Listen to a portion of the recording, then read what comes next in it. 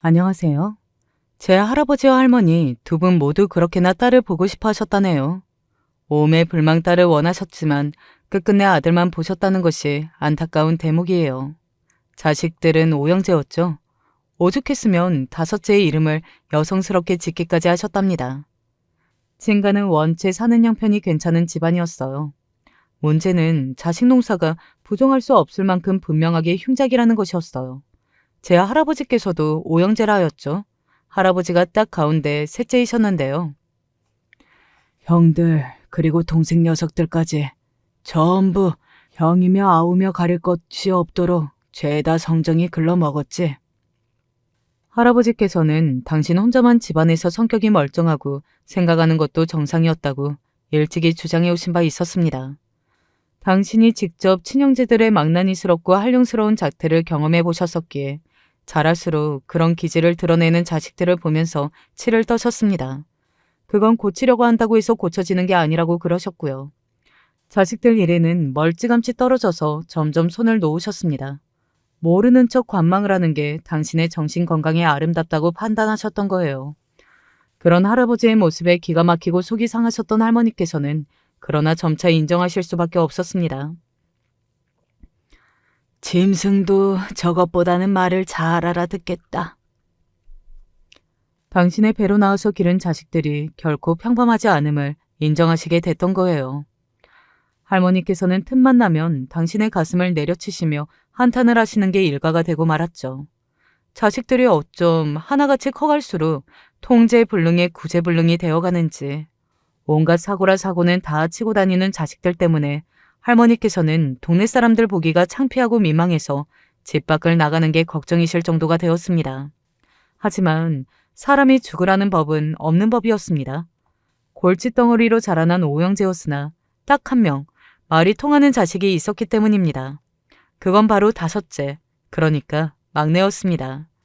아들은 이제 제발 그만 태어났으면 하는 바람으로 부모가 자식 이름을 여성스럽게 지었고 그리하여 다섯째는 주변에서 놀림받기에 딱 좋은 이름을 단체로 자라났으나 바로 그 자식만이 부모 속을 썩이지 않았습니다.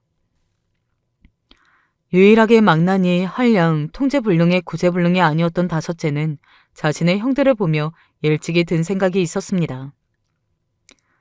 나는 무슨 일이 있어도 절대 저렇게는 되지 않아야겠다. 그 다섯째가 바로 제 아버지였답니다. 제 아버지가 집안에서 부모님의 예쁨을 독차지하는 자식임은 불보듯 뻔한 일이었죠. 특히나 자식 일에 마음을 많이 쏟으셨던 할머니께서 제 아버지를 무척이나 아끼셨습니다. 다섯째가 아니었다면 진작에 이승살이를 마감했을 거라며 우신 적도 있다고 하니 설명이 필요 없을 정도입니다. 앞서 밝혔듯이 그 시절치고 친가는 괜찮은 형편의 집안이었는데요. 자식들이 그 모양이었으니 할아버지께서는 일찍이 재산과 자식들의 수준을 저울질하면서 많은 고심을 남몰래 하셨답니다. 집에 돈이 어느 정도 있다는 것이 자식놈들로 하여금 빌붙을 언덕이나 미들구석이 되는 게 아닐까. 그래서 더 자식놈들이 끝갈대를 모르고 설쳐대는 게 아니야. 이건 영 느낌이 좋지 못하구만. 하도 진절머리가 나서 자식들이 뭘 어쩌든 간에 뒤떨어져서 관망하시는 편을 선택하신 할아버지였으나 재산 문제를 두고서는 생각이 많아지실 수밖에 없었죠. 그래서 장남이 성인이 되었는데 대학은 근처도 못 가보고 그렇다고 해서 일자리를 구하는 것도 아니며 술이나 퍼마시고 질 나쁜 놈들과 무리를 지어 다니면서 여자들한테 찍적거리는 모습에 결심을 마치셨습니다. 자식놈들에게 물려줄 돈은 먹고 죽으래도 없다. 앞으로 그렇게 정했어. 할아버지께서는 당신의 친형제들을 떠올리며 더욱 자식들을 믿을 수 없어 하셨고 아예 그때부터 재산을 겉으로는 축소해가며 거짓 작전을 꾸리셨습니다. 일이 없다, 돈이 안 모인다 이런 소리를 입에 달고 사셨고요. 집에 들어오지 말라고 쫓아내면 수치를 모르고서 집에 찾아와 문을 부수려 들고 돈을 훔쳐가려 들었던 자식들이었기에 마음 먹고 쫓아낼 수도 없으니 점차 집에 돈이 없다는 쪽으로 노선을 정하신 할아버지의 의중을 할머니께서 눈치채셨고 수긍을 하셨습니다. 깨물어 아프지 않을 손가락이 없다지만 그래도 우리는 특별히 손가락 하나가 아프잖아요. 그 아픈 손가락에만 나중에 돈을 주는 걸로 하십시다. 어느 날 할머니께서는 조심스레 그런 목소리를 내셨고 할아버지께서는 별 대답을 안 하셨지만 알겠다는 듯 고개를 끄덕이셨다네요. 당연히 그 아픈 손가락은 제 아버지 얘기였고요. 언젠가부터 맨날 돈 없다는 소리를 하면서 힘없는 한숨만 내쉬는 부모의 모습을 보며 자식들은 그게 가짜라고 의심도 못하게 됐습니다. 그게 진짜라고 점차 믿게 되었죠. 부친이라면 모를까 모친 쪽은 어쨌거나 자식들과 심적으로 좀 더 가까웠기에 그런 모친이 돈 없다면서 울상을 맨날 짓고 있었으니 자식들은 그런 줄로만 알았습니다. 내심 할머니께서는 당신의 자식들이 점차 나이를 더 먹으면서 개가천선을 할 수 있지 않을까? 정신을 차리면서 돈이라도 성실하게 한 푼 벌어보려고 하지 않을까? 이런 기대를 가지셨다죠. 하지만 썩은 뿌리에서 새로이 잎이 자랄 수는 없는 법이었습니다. 장남은 크고 작은 사고를 치다 못해서 기어이 감옥에 가게 되었을 때 할머니께서는 모든 기대를 내려놓게 되셨습니다. 차남은 7살 연상의 여자를 임신시키는 바람에 20대 중반의 나이에 갑자기 결혼하게 되셨고요. 그 여자는 꽤 사는 집안의 딸이었는데 문제는 그 집안이 아주 합법적이고 모범적으로 살면서 재산을 모은 게 아니었다는 점이었습니다. 게다가 그 여자는 한번 다녀온 전적까지 있었죠. 결혼을 했었는데 1년 만에 결혼 생활이 끝났었다네요. 이혼은 아니었고 사별이었습니다. 배우자가 하루아침에 뺑소니 교통사고로 명을 달리 있었다네요. 그 여자의 집안이 왠지 심상치 않았고 무서웠는데 석연치도 않은 사별 전적까지 있었다고 하니 할머니께서는 도저히 이 결혼을 받아들이실 수가 없었습니다. 그렇다고 해서 여자를 임신을 했다고 그러는 마당에 결혼을 막으실 수도 없었죠. 할아버지께서는 냅도라는 2글자만 내뱉으셨고 그건 할머니의 속을 더 뒤집어 놓았습니다. 차남은 꽤 부유한 집안의 대릴 사이로 들어가게 되었다면서 위풍당당한 모습으로 장가를 갔었죠. 그리고 5년 뒤에 이혼을 당했으며 이듬해에는 감옥에 갔습니다. 이혼을 당했던 사유는 태어난 아기가 너무 이상하리 마치 아빠 쪽을 하나도 안 닮았으며 엄마 쪽도 애매하게 닮았을 뿐이라는 걸 차남이 수상하게 여겼기 때문이었죠. 왜냐면 부모가 둘 다 쌍꺼풀이 있고 피부도 하얀데 아기는 쌍꺼풀도 없었고 피부도 썩 하얗지 못했거든요. 아기가 자라면서 걸음마를 떼고 말을 하기 시작하자 차남은 더욱더 자신이 아기의 친부가 아니라는 걸 확신하게 되었습니다. 확신을 가지고 자기 아내와 처갓집에 따졌다가 본전도 못 건졌고요. 무서운 처가에서 작정하고 공격을 해오니까 당해낼 재간이 없었고 이혼이라는 결말도 되게 억울한 모양새로 맞이해야 했습니다. 결혼 생활이 그런 식으로 끝나버린 뒤 차남은 방황을 했었죠. 하지만 결코 감옥에 갈 만큼 정신머리가 썩어 있던 상태는 아니었다고 주장을 하였습니다. 요컨대 전부인과 전 처갓집에서 자신에게 함정을 파놓고 유도를 한 것이며 거기에 잘못 걸려들어서 감옥까지 가게 되었다는 이야기였어요. 그 이야기를 할머니께서는 감옥에 면회를 가셨다가 들었습니다. 당신의 자식이 거짓말하고 있는 거라고는 생각하지 않으셨습니다만 앞으로 면회는 안 와야겠다고 다짐하셨다네요. 그리고 이사를 가셨습니다. 오랜 세월 살았던 정든 동네였고 집이었으나 자식이 2놈이나 감옥을 갔는데 사정을 다 아는 이웃들에게 둘러싸여서 사는 것이 힘들었기 때문입니다. 하지만 이것은 반드시 나쁜 일만은 아니었어요. 왜냐하면 망나니 구제불능 자식들 때문에 계속 재산을 축소하며 숨기셔야 했잖아요. 그래서 이사를 확정지은 동네의 작은 빌라로 들어가셨지만 그때 그 바로 옆 동네의 아파트를 구입을 하셨습니다. 그러니까 작은 빌라에서 월세로 거주를 하셨으며 구입을 하신 아파트는 다른 사람에게 세를 내놓으셨던 것입니다. 그리고 얼마 지나지 않아서 그쪽 동네가 미친 수준으로 집값이 뛰었습니다. 그러자 그 아파트를 아예 팔지 않겠느냐는 문의도 종종 들어왔고 할아버지께서는 고심 끝에 그 아파트를 비싼 값에 파셨고요. 거주하시던 작은 빌라는 그때 아예 사들이셨죠. 그 빌라의 값은 별로 오르지도 않았었거든요. 그리고 또 다른 동네의 아담한 아파트를 구입하셨습니다. 그리 오래 지나지 않았을 때 그 아담한 아파트의 가격이 무섭게 치솟았고요. 그렇게 부동산으로도 아주 재미를 보셨죠. 할머니께서는 이 과정을 지켜보고 몸소 겪으시며 돈이 불어나는 원리를 머릿속에 다 담아두셨어요. 또한 할아버지처럼 대범한 투자와 동물적인 판단 감각이 아주 중요하다는 것도 기억해 두셨고요. 부모는 자식의 거울이라고 하던데 꼭 들어맞지 않은 경우가 있나 봅니다. 장남과 차남이 그리 되었건만 삼남은 조금 다른 양상으로 불효를 저질렀죠. 계기는 모르겠으나 어느 날 갑자기 수상할 정도로 이상한 겉멋이 들어서 외국에 나가 살겠다는 소리를 해댔죠. 외국에 나가서 돈을 버는 것에 얽매이지 않고 자연을 벗삼아 자유롭게 살 수 있노라 주장했습니다. 할머니께서는 자식이 낯선 외국 땅에 가서 살겠다고 하는 게 이해가 안 되고 걱정스러울 따름이었죠. 할아버지께서는 당신의 친동생도 그런 기질이 있어서 옛날에도 환장하는 줄 알았다고 하시며 절망적으로 고개를 저으셨습니다. 연병아, 우리나라에는 뭐 자연이 없어? 널린 게 자연이야. 남의 나라까지 가서 그러게 살고 싶다는 게 어디 정상이야? 미쳐서 그러는 거니까 그냥 두시오. 말려질 게 아니고 고칠 수 있는 게 아니니까. 할머니를 향해서 그냥 삼남을 알아서 자기 인생 망치도록 내버려두라고 그러셨습니다. 이미 글렀다고 하셨죠. 삼남은 정말로 외국에 나갔어요. 중국이었죠. 그리고 오래도록 소식이 들려오는 일은 없었습니다. 사남은 이 여자 저 여자를 만나고 다녔고 일도 한 가지로 온전치 해내지 못했으며 돈 관리에는 젬병이었고 특히나 자기가 뭘 좋아하는지 뭘 하고 싶은지 인생을 왜 사는지 이런 것도 정확히 정의를 내리지 못하던 자식이었습니다. 욕심도 야망도 아무 계획도 없었죠. 그렇게 흘러가는 대로 하루하루를 살다가 어떤 여자하고의 사이에서 아기가 생겼고요. 그때도 아무 생각 없이 그저 살다가 아이가 태어나고 나서야 그제야 혼인신고를 했다고 하네요. 그리고 몇 년 뒤 그 여자는 아이를 데리고서 사남의 곁을 떠났습니다.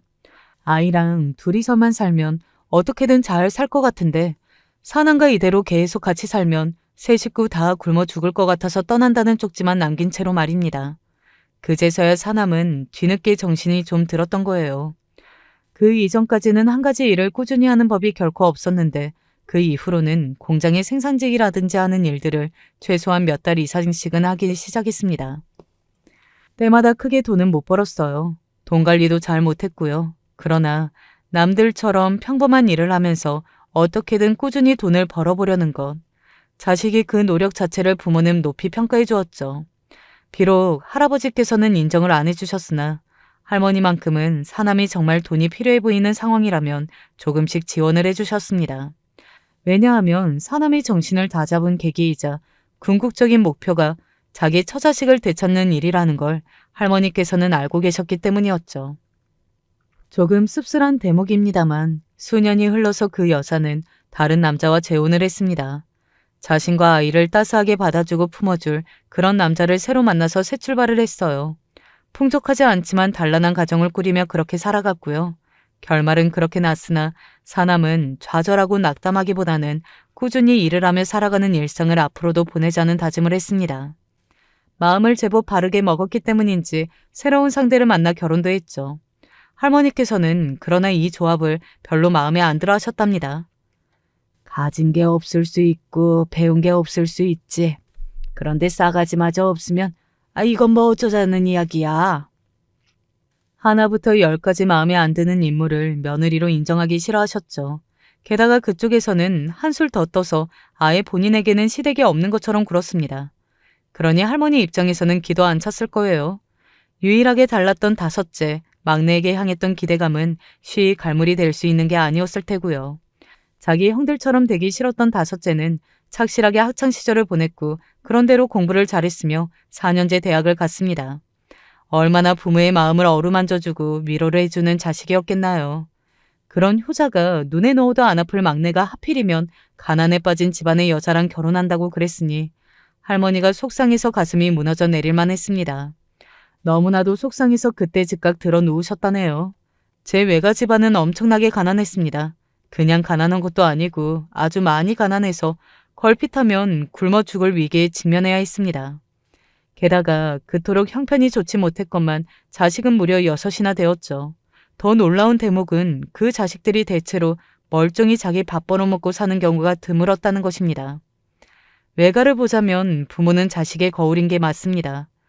왜냐하면 제 외할아버지께서는 만사가 귀찮아 하시던 분이었거든요. 요새 인터넷에 쓰는 표현을 빌리자면 태어난 김에 그냥 사는 사람이라고 할 수 있던 분이 바로 제 외할아버지셨습니다. 특별히 뭘 이루고자 하시는 게 없었고요. 가장으로서의 기계, 책임감 그런 건 역시도 없었습니다. 매사에 허허실실이라서 가장의 권위를 앞에서 자식들을 잡았다든가? 뭐 그러시지는 않았으니 그나마 장점이 있기는 하네요. 한 번도 자식들을 무섭게 혼내거나 윽박지르고 때린 적이 없으시다고 합니다.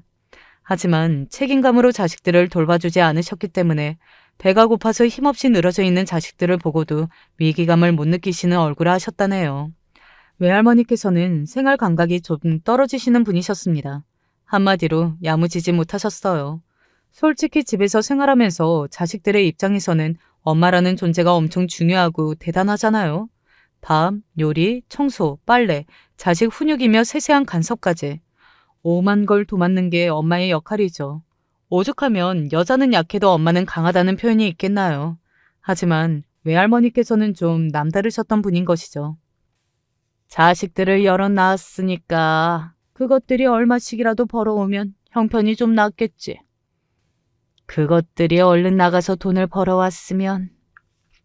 그런 기대를 하시면서 자식들을 6 낳으셨다는 게 여러모로 생각이 많아지는 대목입니다. 외할머니께서는 어째서 자식들이 부모를 닮는다는 것을 고려 못하셨던 것일까요? 사실 옛날 그때로 보자면 자식들 머릿수가 일꾼의 머릿수이며 돈을 벌어줄 자금줄의 개수인 건 맞았습니다. 그러나 먹을 입의 개수인 것이 우선이었죠.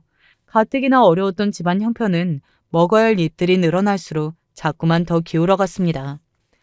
첫째인 장녀는 그 시절 어려운 집안에서 난 장녀의 전형과는 다르게 희생정신으로 똘똘 뭉쳐있지 않았어요. 한없이 유약한 성정을 지니고 있었을 뿐이죠. 집안 형편이 어려워 학업을 길게 이어갈 수도 없는데 대신 그런 때 아무 불만도 표하지 않았습니다. 집이 너무 가난해서 장녀는 한동안 다른 집에 보내진 적도 있었죠. 그 집에 가서 집안일이라도 하면서 빌붙어 있으라는 뜻으로 외할머니께서 장녀를 보내셨다고 합니다. 하지만 장녀는 며칠 후 자기 발로 돌아왔어요. 그 집에서 지내는 게 너무 눈치가 보여서 힘들다는 이유로 말입니다. 머나먼 길을 장장 이틀에 걸쳐서 길에서 노숙을 해가면서 돌아왔죠. 외할아버지께서는 불쌍하니까 이제 장녀를 어디든 쫓아내지 말라고 하셨습니다. 외할머니께서는 집에 먹을 것도 없는데 돌아와봤자 뭐가 좋냐고 하시면서 장녀더러 동생들이나 그럼 잘 돌보라고 하셨습니다. 놀랍게도 장녀는 동생들을 돌보는 것도 잘 못하였죠. 성의도 의욕도 별로 없었거든요. 첫째 밑으로 나머지 자식들도 대체로 성격들이 다 그러하였습니다. 맹하기 짝이 없었죠. 그러면서 희한하게 고집들은 좀 있었고요. 다들 야무지지 못하고 생활 감각이 떨어졌는데 셋째가 홀로 두드러졌습니다. 제 엄마의 이야기입니다. 엄마가 외가에서 구세주 역할을 하셨네요. 형편상 고등학교도 안 나오셨고 일찍이 사회생활을 시작하셨습니다. 그럼에도 불구하고 돈을 못 모으셨는데 버시는 족족 가족들에게 다 써버리셨기 때문입니다. 외가 식구들은 죄다 엄마한테 빌붙어서 지냈어요. 이렇듯 적나라한 표현을 쓰는 게 좋지 않지만 그게 사실이었던 걸 어찌하나요? 다들 엄마만 바라보며 기대하면서 손가락이나 쪽쪽 빨고 있었던 것이 외가 집안의 과거의 모습입니다. 남자도 아니고 여자가 몸만 딸랑 시집오는 거? 그래 그건 내가 그렇다고 치면서 받아들이마. 그럴 수도 있지. 돈이 없고 능력이 없는 건 충분히 내가 이해를 하겠는데 어떻게 집구석이 그따위냐는 거지. 그따위 집구석이랑 어떻게 사돈을 맺어? 할머니께서는 유일하게 멀쩡한 자식이 고작 그런 집안의 사이가 되도록 내버려 둘 수 없다고 하셨습니다. 아버지의 짝으로 엄마를 허락하실 수 없다는 반대의 뜻을 처음부터 강경하게 밝히셨었죠. 다른 자식이라면 모를까 아버지만은 절대로 겨우 이런 결혼을 하게 될 수 없다는 게 할머니의 뜻이었어요. 그래서 엄마는 당시 아버지하고 결혼을 못하겠구나 싶어서 울적하셨다고 합니다. 우리 집안이 가난하고 어려울지언정 그래도 살기 팍팍할지언정 부끄럽지는 않았었고 내 인생에서 우리 집안이 짐이고 걸림돌이라는 생각은 해본 적이 없었는데 그래서 번 돈을 다 줘도 아깝지가 않았었는데 지금만큼은 내 발목을 잡는 것 같아서 원망스럽구나. 그때부터 엄마가 외가에 무조건 퍼주기만 하며 살아오셨던 지난 날을 돌아보게 되셨고 앞으로는 달라져야겠다는 생각도 하게 되셨던 거예요. 부모님이 결국에 부부의 연을 맺을 수 있었던 건 공교로운 일이지만 그 무렵에 할아버지께서 편찮으셨기 때문입니다. 그때 처음으로 건강 문제를 크게 겪으셨죠. 그런 상황을 겪고 나니 다섯째 막내를 얼른 장가 보내는 것도 괜찮은 일이라는 생각을 할머니께서 하게 되셨습니다. 그리고 엄마가 6남매이신데 2남 4녀였거든요. 할머니께서는 딸을 끝내 얻지 못하셨던 것에 아쉬움이 많은 분이셨죠. 혼자서 성격 좋고 정신머리가 멀쩡한 자식, 다섯째의 이름을 여성스럽게 지었기 때문에 그게 효과가 발휘해서 자기 형들처럼 망나니가 되지 않을 걸 수도 있다는 추측 또한 하고 계셨습니다. 요컨대 만약에 딸을 낳으셨다면 그 자식은 무조건 착한 효녀였을 거라고 보셨어요. 자식 낳는 것도 집안 내력 아니겠지. 왠지 딸을 잘 낳아줄 것만 같은데. 엄마가 왠지 딸을 잘 낳게 생긴 것 같다고 느끼셨을 때부터 어쩌면 할머니의 마음은 열린 것일지도 모릅니다. 게다가 보면 볼수록 엄마의 눈빛은 또렷했고 힘이 있었죠.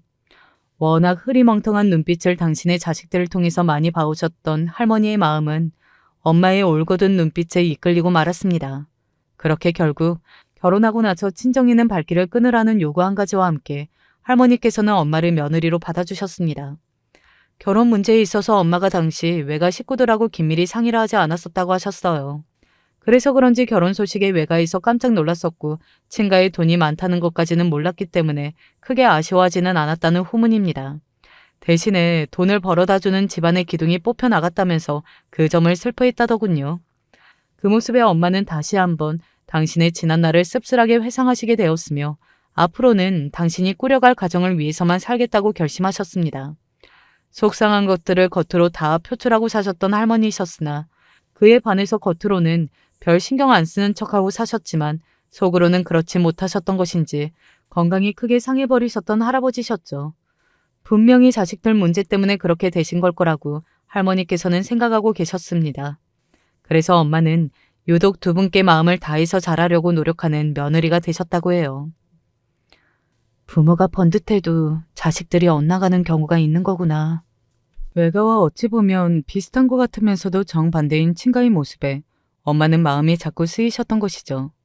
그리고 엄마는 결혼 1년 만에 딸을 낳아서 모두를 미소 짓게 만드셨습니다. 태어난 딸이 바로 저였고요. 부모님의 결혼부터 약 7년 정도가 모두에게 최고로 행복했던 나날이었을 거예요. 비록 엄마가 저를 낳으시고 3년 만에 다시 임신을 하셨다가 잘못돼서 유산을 겪으신 이후에는 몸까지 안 좋아지셨기 때문에 영영 둘째를 낳는 건 어려워지셨으나 제가 무럭무럭 건강하게 크고 있었으니까요. 아버지를 포함한 모두가 있는 자식 하나만 잘 키우고 살아도 괜찮다고 말을 했기 때문에 엄마도 금세 마음을 추스를 수 있었다고 합니다. 엄마가 그때 유산을 하셨던 건 유독 두 번째 임신에서는 초기부터 컨디션이 오락가락했던 마당에 당신의 친정일로 극심한 스트레스를 받으셨기 때문이라는 추측이 좀 있었죠. 듣기만 해도 고개가 절레절레 흔들어지고 입에서는 깊은 한숨이 나오는 그런 황당하고 한심스러운 일들이 그때 외가 집안에서 연달아 있었거든요. 심성이 부드러웠던 아버지는 차마 당신의 처가를 대놓고 욕하지는 않으셨으나 할머니께서는 달랐습니다. 당신의 사돈 집안을 씨를 말려버리는 게 세상에 이로울 쓸모없는 족속들이라고 종종 욕을 하셨다는데요. 그런 욕을 하시고 나면 꼭 마무리는 당신의 문제 많은 자식들을 떠올리며 두통을 앓는 수순이었답니다. 할아버지께서 편찮으신지 벌써 수년째였으나 결혼해서 바로 옆 지역에 살며 자주 왕래를 하는 다섯째를 제외하면 나머지 네 자식들 모두 돈 10원 한 장을 집에 안 갖다 주면서 누구 하나 부친의 안부를 묻고 걱정하는 경우가 없었습니다. 이에 할머니께서 아주 치를 떨고 계셨는데 그런 지경을 넘어서 아이 자식들을 등지고 피눈물로 끊어버리는 사건이 일어나고 맙니다. 자연을 벗삼아 산다느니 어쩐다느니 하면서 독특한 이상론을 펼쳤던 삼남이 돌아온 것이었어요. 원놈의 외국 생활을 어떻게 했는지는 몰라도 구질구질하게 짝이 없던 모습이었다고 할머니께서 회상을 하셨죠. 한국으로 돌아온 삼남은 도무지 적응을 하지 못하였고 그런 와중에 겉멋은 또 이상하게 들어가지고 경기도 끄트머리에 있는 어느 한적한 동네의 전원주택 생활을 꿈꿨어요. 그런데 돈이 있고 능력이 돼야 말이죠. 그게 안 되니까 돈을 빌렸습니다. 이상적인 전원 생활을 하려고 고금리를 감당해가며 업자한테 돈을 빌리는 멍청이가 있을까요? 애석하게도 삼남이 그랬습니다. 그리고 얼마 지나지 않아 돈 갚으라며 야구방망이를 손에 든 남자들을 마주해야 했고 정신이 번쩍 든 삼남이 구조 요청을 해댔습니다. 어디에 있겠나요? 빌붙을 구석은 가족뿐이었죠. 다른 형제들은 죄다 자기 코가 석자였으므로 다섯째 막내에게 삼남이 호소를 했던 것입니다. 상황을 아신 아버지는 기가 막혀 하셨고 솔직히 도와주고 싶지 않아 하셨죠. 그러나 가족들을 다 먹여 살리며 희생해왔던 전적이 있으셨던 엄마가 한 번은 도와줘야 한다는 생각을 하고 마셨던 거예요. 그게 상상도 못한 결과를 불러올 줄은 아무도 몰랐죠. 돈도 없고 쫓기느라 갈 데도 없고 지금 무서우니까 당장 와달라는 그런 삼남의 연락을 어느 날 받게 되었을 때 부모님은 같이 길을 떠나셨습니다. 저는 그날 아침에 이웃집에 가 있었고요. 이웃집에 제 또래의 자매가 있었거든요. 부모님은 저를 향해서 재미있게 놀고 있으라며 손을 흔들어 주셨고 그게 제가 본 두 분의 마지막 웃는 모습이자 두 분이 함께한 마지막 모습이었습니다. 두 분은 그날 교통사고를 당하셨거든요. 저는 할머니의 울부짖던 그 소리를 영영 잊을 수가 없습니다. 그 통곡의 현장이 어린 마음에 저는 너무 무서워서 훌쩍이고만 있었네요. 엄마는 사흘간 병원에서 힘든 사투를 벌이시다 떠나셨습니다. 그리고 병원에서 좀 더 버티며 애를 쓰셨던 아버지는 엄마가 떠나신 날로부터 딱 한 달 뒤에 하늘로 떠나셨고요. 저는 부모님을 앞으로 영원히 볼 수 없다는 사실이 피부로 와닿을 때마다 무서웠습니다. 아직 저는 이렇게 어린데 부모님 없이 어떻게 살아가야 할지 막막하기만 하였어요. 부모님과 영원한 작별을 할 준비가 전혀 되어 있지 않았던 저는 멍하니 정신이 나가 있었습니다. 제 생일날에 엄마가 직접 만들어주셨던 자그마한 손민형을 손에 꼭 쥐고서 넋이 나가 있었고 그런 저를 어른들은 모두 안쓰럽게 바라보며 혀를 끌끌 찼습니다. 이 집은 다섯째만 멀쩡했잖아. 그런데 어째 이렇게 가나? 저렇게 어린 자식을 두고 떠나려니 얼마나 원통했을까. 그 정신 나간 이 집 셋째는 듣자하니 중국인지 뭔지 어디 나가서 안 보였었다고 하던데. 괜히 왜 돌아와서 멀쩡한 자기 막내 동생을 죽여나? 거참 미친놈이 따로 없네. 이 집 며느리는 또 무슨 죄야? 아유, 불쌍해, 너무 불쌍해. 정말 안 됐어.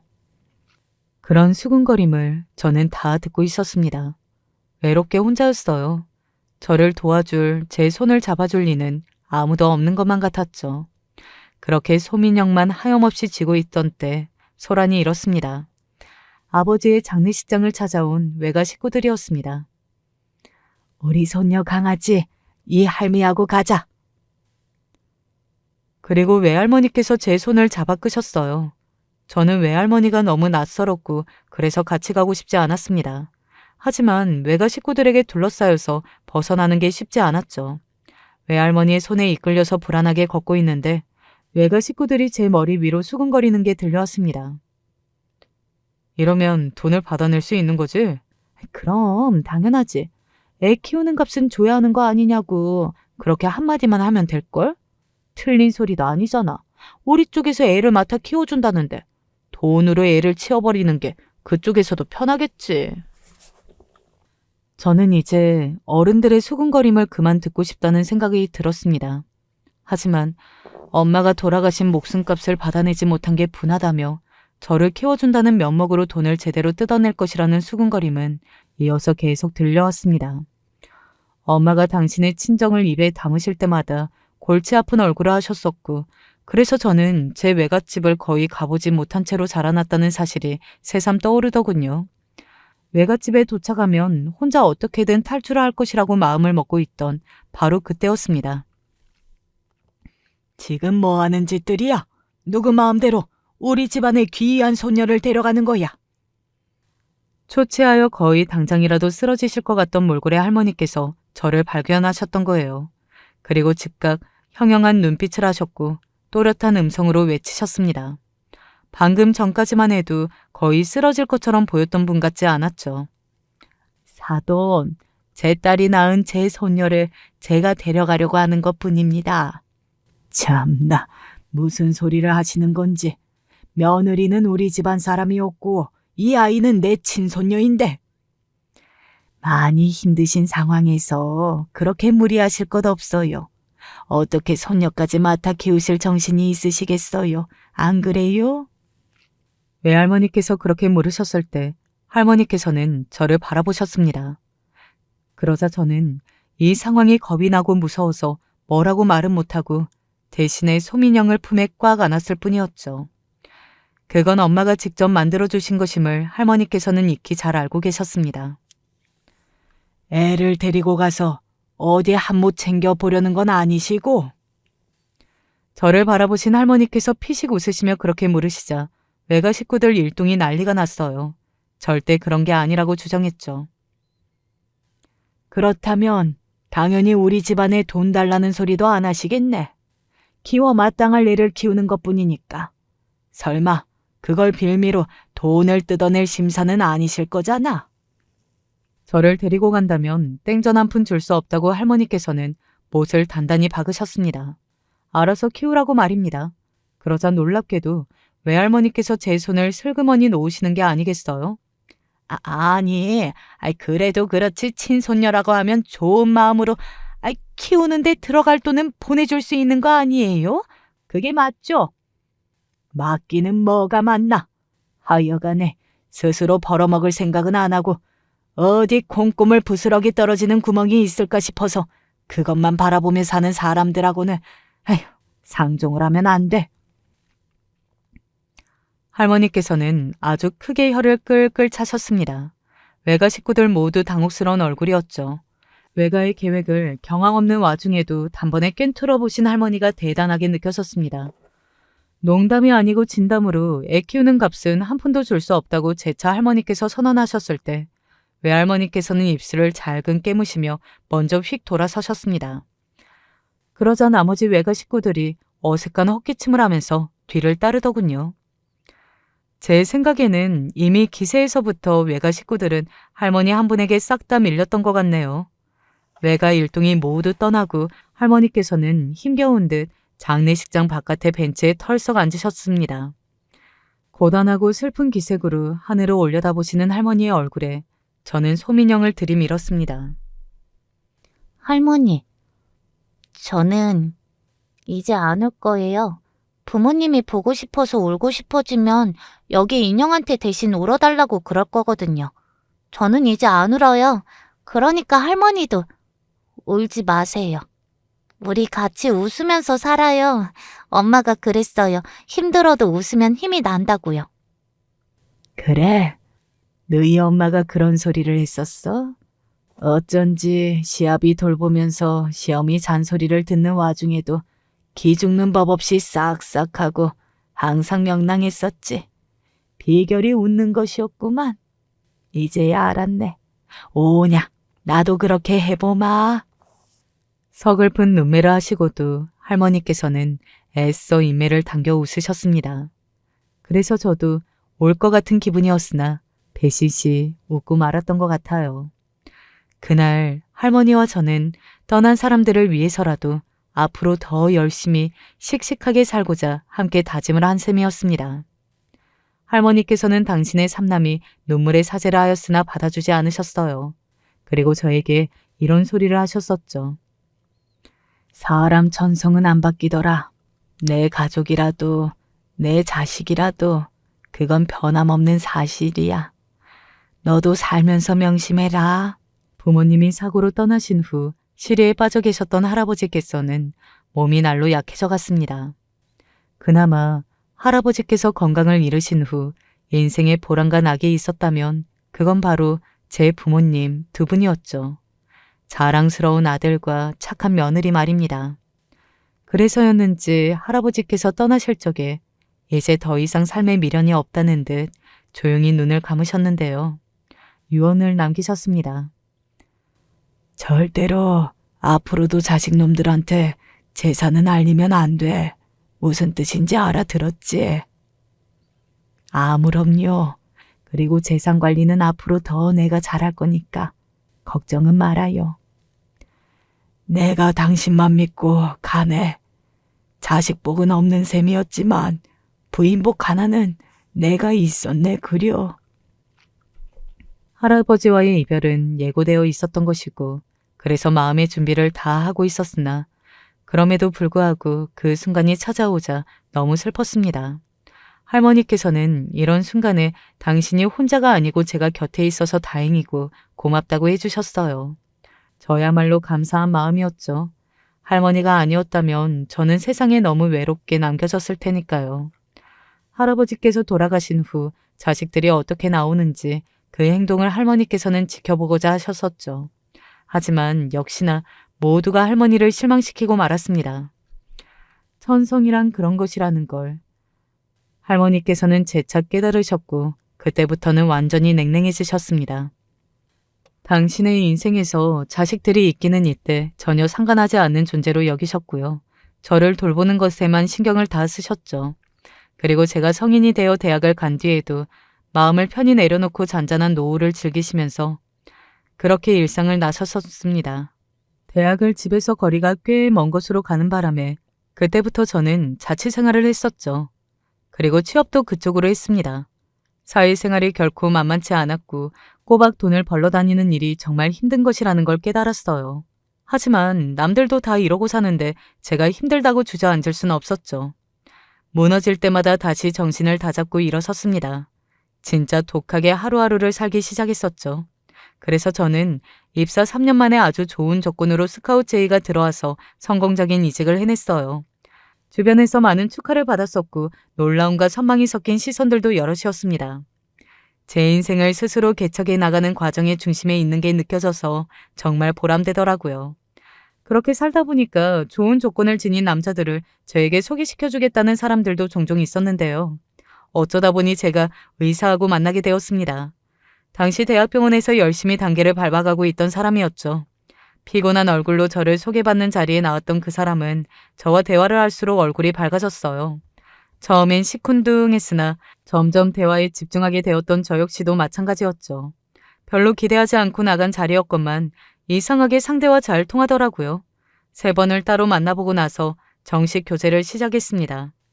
이제 어느새 저도 결혼 정년기였고 가벼운 만남보다는 결혼을 전제로 진지하게 만나게 됐어요. 그 사람은 빨리 결혼을 해서 안정을 찾고 싶어하는 마음이 있었습니다. 병원 일이 너무 힘들고 바쁘다 보니까 결혼 문제를 얼른 해결하고 싶었던 것도 같아요. 서로가 피곤하고 지칠 때 잠깐 시간을 내서 얼굴을 봐도 짜증을 내기는커녕 서로 위안이 되었고 별 대화를 하지 않아도 함께 있는 것이 편안하다는 걸 알았을 때 저도 그 사람도 결혼을 결심했습니다. 진지하게 결혼에 관한 대화를 나누었고 서로 많은 부분에서 뜻이 통한다는 것도 알게 됐죠. 저는 가장 먼저 당연히 할머니께 결혼 이야기를 드렸습니다. 뭐? 네가 시집을 간다고? 벌써? 할머니, 제가 지금 나이가 몇인데요. 저랑 친한 대학 동기 3명, 할머니도 아시죠? 한 명은 재작년에, 한 명은 작년에, 그리고 또 한 명은 올 봄에 갔잖아요. 제 나이가 벌써 그렇게 된 거예요, 할머니. 그래, 벌써 세월이 그렇게나 흘렀어. 하기사, 나를 봐라. 곧 내일 당장 죽어도 이상하지 않을 만큼 복싹 늙었지. 에이, 무슨 말씀이세요? 20년은 거뜬히 더 사셔야죠. 아이고야, 20년 더 살아서 텔레비전 뉴스에 나올 일 있니? 내가 요새 무릎도 그렇지만 아휴, 발목도 아프고 그래서 암만 해도 느낌이 그렇게 오래 살 일은 결코 없을 것 같구나. 100년은 좋기 정정하실 것만 같았던 할머니였는데 기세가 대단했던 모습만 내리에 강렬하게 박혀 있었던 저였기에 어느새 약해지신 모습을 보니까 가슴이 아프더군요. 지난 세월 저를 키우시느라 힘들고 고생이 많으셨을 텐데 그런 내색 안 하시고 묵묵하기만 하셨던 분이라 죄송스러웠네요. 결혼 잘해서 잘 사는 모습으로 효도해야겠다 싶었어요. 할머니께서 그때 컨디션도 안 좋고 다리가 아프다고 하셔서 상견례 위치를 할머니 댁과 가까운 곳으로 잡았습니다. 마침 예비 시댁의 집안도 그 옆 지역이었기 때문에 조율엔 어려움이 없었죠. 고풍스러운 한정식 집에서 모였고 저는 당연히 할머니와 둘이었으며 상대 측은 예비 시부모님과 시누이, 남편 조합으로 넷이었습니다. 이런저런 상투적인 대화가 흘러가고 있었는데요. 저는 처음부터 느꼈던 게 예비 시어머니 되시는 분의 표정이 좋지 않았다는 것이었어요. 뭔가 불만이 있는 것처럼 저와 할머니를 번갈아 쳐다보시더군요. 그리고 예비 시누이와 둘이서 빠르게 속닥거리는 장면도 제가 보았고요. 느낌이 안 좋았는데 아니나 다를까 예비 시어머니께서 기어이 코웃음을 크게 치셨습니다. 할머니 손에서 자라는 줄은 몰랐네요. 네? 아, 네. 할머니께서 저를 키워주셨어요. 부모님이 일찍 돌아가셨어요. 혹시 모르고 계셨나요? 아까 집에서 출발할 때 알았어요. 그때 들었거든요. 우리 아들 녀석이 미리 얘기하면 이 엄마가 반대를 할까봐 미리 얘기를 못한 거죠. 내가 부모 형제 없는 여자라는 소리를 듣고도 일단은 꾹 참고 와봤어요. 어떤가 한번 보기는 해야 할 것 같아서. 그런데 이건 아니죠. 대체 어떤 부분이 아니라는 건지 말씀해 주시겠어요? 명색이 의사인데 의사랑 결혼하려면 부모 형제는 없어도 최소한 돈이라도 있어야 하는 거 아닌가? 맨입으로 의사랑 홀라당 꿀꺽 하려고 했다는 거야? 내가 우리 아들을 의사로 만들려고 들인 노력과 수고가 얼마치인데 참나 어이가 없으려니. 예비 시어머니의 외침 뒤로 예비 남편의 난처해진 얼굴이 보였고요. 예비 시누이는 이게 당연한 상황이라는 듯 거만하게 턱을 치켜들었습니다. 예비 시아버지께서는 괜히 딴 곳을 바라보시며 딴청을 피우셨고요. 그러니까 종합을 해보자면 직접 대면을 해본 할머니와 저의 모습이 꽁돈 한 푼 없게 생겨먹어서 기대하기에는 글렀다 싶으니 지금 이 자리를 깽판 놓았다는 뜻이었습니다. 제가 다니는 좋은 직장, 그거 하나만 보고 의사 아들을 내어줄 수 없다면서 예비 시어머니께서 목에 핏대를 세우시더군요. 아무리 그래도 이쪽이 어른인데 언성 높이는 거 썩 보기 좋지는 않네요. 어르신, 수지 타산이 안 맞으니까 그러죠. 손녀를 전문직으로 못 키워내셨으니까 지금 그러시는 겁니다. 아, 손녀가 의사라고 생각해보세요. 부모 형제 없는 고아놈이 할아버지 손에서 컸는데 집에 돈도 없다? 그러면 그놈이 아주 날강도처럼 느껴지지 않으시겠어요? 아, 그러니까 지금 이 노인네가 돈 나올 구석도 없는 게 뻔한데 언강생심 의사를 손주 사위로 받으려는 게 용납이 안 되시겠다. 연세에 비해 정신은 아주 멀쩡하시네요. 네, 맞습니다. 남의 집 귀한 아들을 데려가시려면 돈이라도 있어야 할 거 아니에요? 저는 예비 시어머니 되시는 분이 정말 미친 줄 알았습니다. 저렇게 막장으로 행동을 하시다니 제 얼굴이 다 화끈거리고 할머니께 면목이 없어서 죄송해 미치려던 바로 그때였어요. 난데 자네 지금 당장 내가 말하는 곳으로 와줄 수 있나? 할머니가 금세 어디론가 전화를 거신 게 아니겠어요. 간단하게 통화를 하시고서는 아주 평온한 표정으로 맞은편을 바라보셨죠. 이왕 음식이 다 나와 있으니 그만 침 튀기고 식사나 하자고 그러셨습니다. 예비 시어머니께서는 어이가 없다며 고개를 흔드셨고 그때부터 예비 남편의 변명이 시작되었어요. 가족들 간의 상의가 안 돼서 지금 이런 상황이 난 거라고 말입니다. 그러자 예비 시누이가 발끈하면서 그럼 이 결혼을 하겠다는 거냐? 이기적이다. 가족들 생각도 해라. 아주 난리를 치더군요. 집안에 의사가 났으니 그걸로 한몫 결혼 장사를 벌여야 하건만 왜 비협조적으로 나오냐는 것이었습니다. 근데 그 말을 듣고서 예비 남편이 반박은 못하고 어물쩡 수그러드는 게 아니겠어요? 그 모습에 실망을 하고 있는데 식당 안으로 누군가 다급하게 들어왔어요. 적당히 풍채가 좋고 정갈하게 빼입으신 그분은 바로 그 지역에 있는 은행의 지점장이셨습니다. 여사님, 어쩐 일로 이렇게 따로 부르셨어요? 그리고 아주 친절한 미소를 지으며 할머니 곁으로 오셨고요. 저와도 안면이 있으신 분이라 저를 발견하시고는 반갑게 인사를 해오셨습니다. 예비 남편이 작게 누구냐고 저에게 물어보기에 저는 은행 지점장님이라고 알려드렸고요. 상황을 파악하신 그분이 각 잡힌 자세로 명함을 예비 시부모님께 내밀었습니다. 그리고 고객 자산은 기밀이라 함부로 발설할 수 없으나 할머니께서 해당 지점의 가장 큰 고객이며 그래서 혹시라도 직접 방문하시는 일이 있으면 무조건 VIP 공간으로 즉각 모신다고 말씀해 주셨어요. 참고로 그 은행은 식당에서 바로 근처에 있는 곳이었습니다. 예비 사돈들을 향해 재산을 자랑해야 해서 할머니께서 부르신 거라고 지점장님은 착각을 하셨고 성의를 다해 말씀을 해주신 것이었으나 말씀이 이어질 때마다 예비 시어머니의 얼굴이 창백해져 가고 있었습니다. 그만하면 됐네. 바로 근처다 보니까 혹시나 시간이 될까 싶어서 연락을 해본 것인데 금방 이렇게 와줘서 고맙구만. 얼른 일 보러 가시게. 노인네 때문에 걸음하게 해서 미안하네. 무슨 말씀이십니까? 여사님이 부르시면 땅끝 마을이라도 제가 당장 가야죠.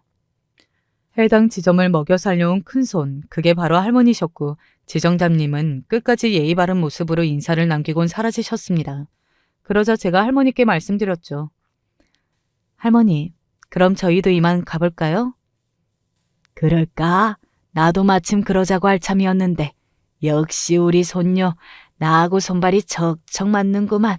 나가서 맛있는 거나 새로 먹자꾸나. 한우도 좋지. 그럼 제가 사드릴게요. 맨날 할머니가 사주시잖아요. 어차피 내 돈이 네 돈인 것을 다 너한테 갈 재산이니 굳이 따질 것도 없어. 자, 얼른 가자. 제가 할머니를 부축해드리며 자리에서 일어난 순간 맞은편에서도 일제히 일어났습니다. 그리고 그때부터 눈물의 생쇼가 시작되었죠. 제가 요새 몸이 워낙 안 좋아서요. 그래서 오늘 이렇게 커다란 실수를 하고 말았네요. 한 번만 너그럽게 봐주시면 다시는 이런 일 없도록 하겠습니다. 네, 맞아요. 저희 엄마가 최근 들어서 컨디션이 좀 안 좋으셨어요. 제가 무리하게 상견례 날짜를 일찍 잡은 게 잘못입니다.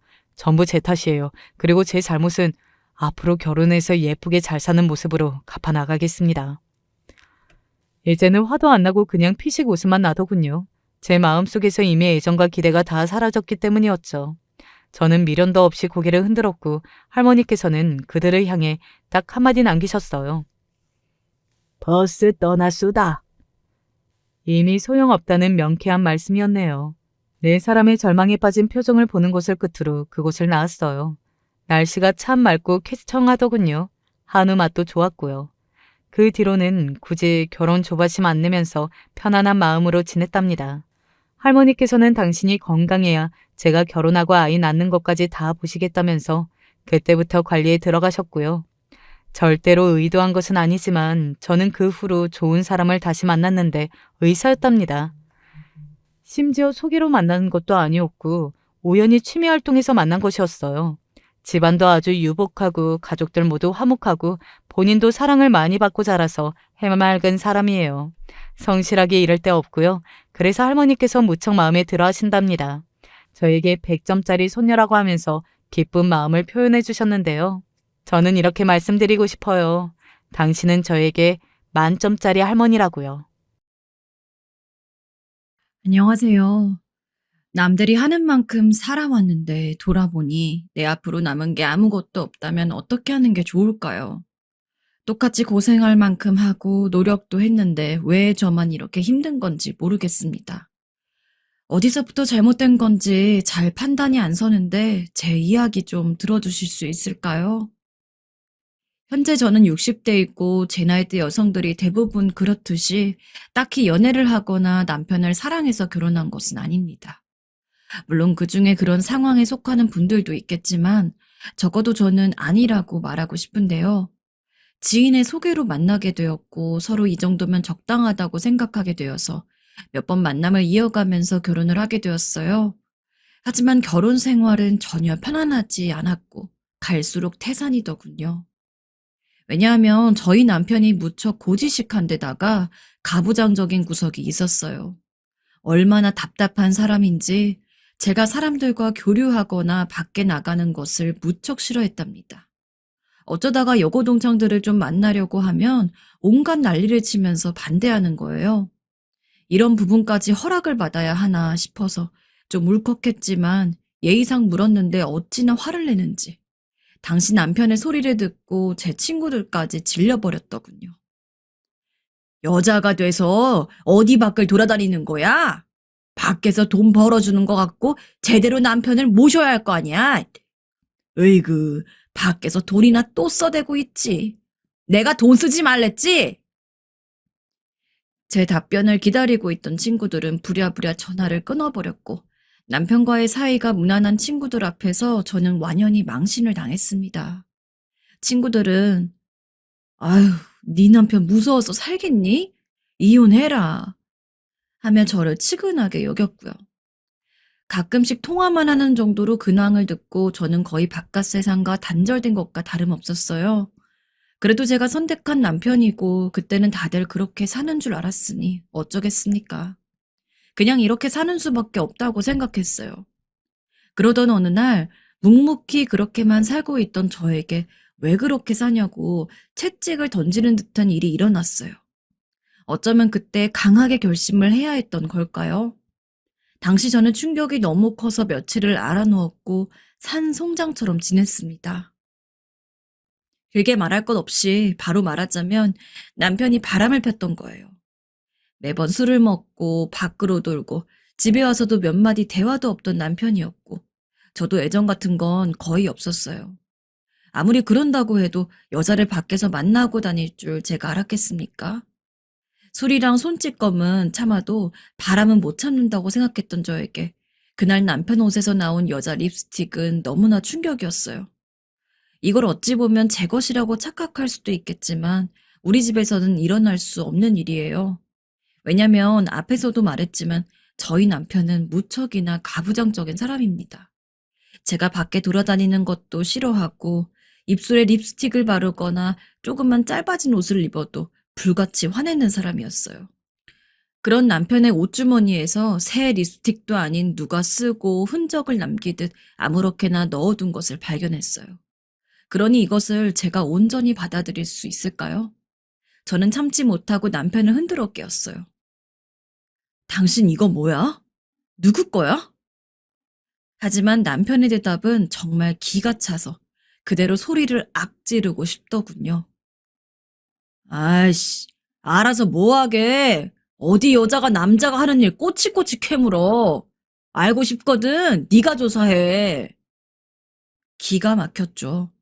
남편이 정말 철저하게 저를 짓누르고 무시하고 있다는 것을 온몸 가득 느끼게 되었습니다.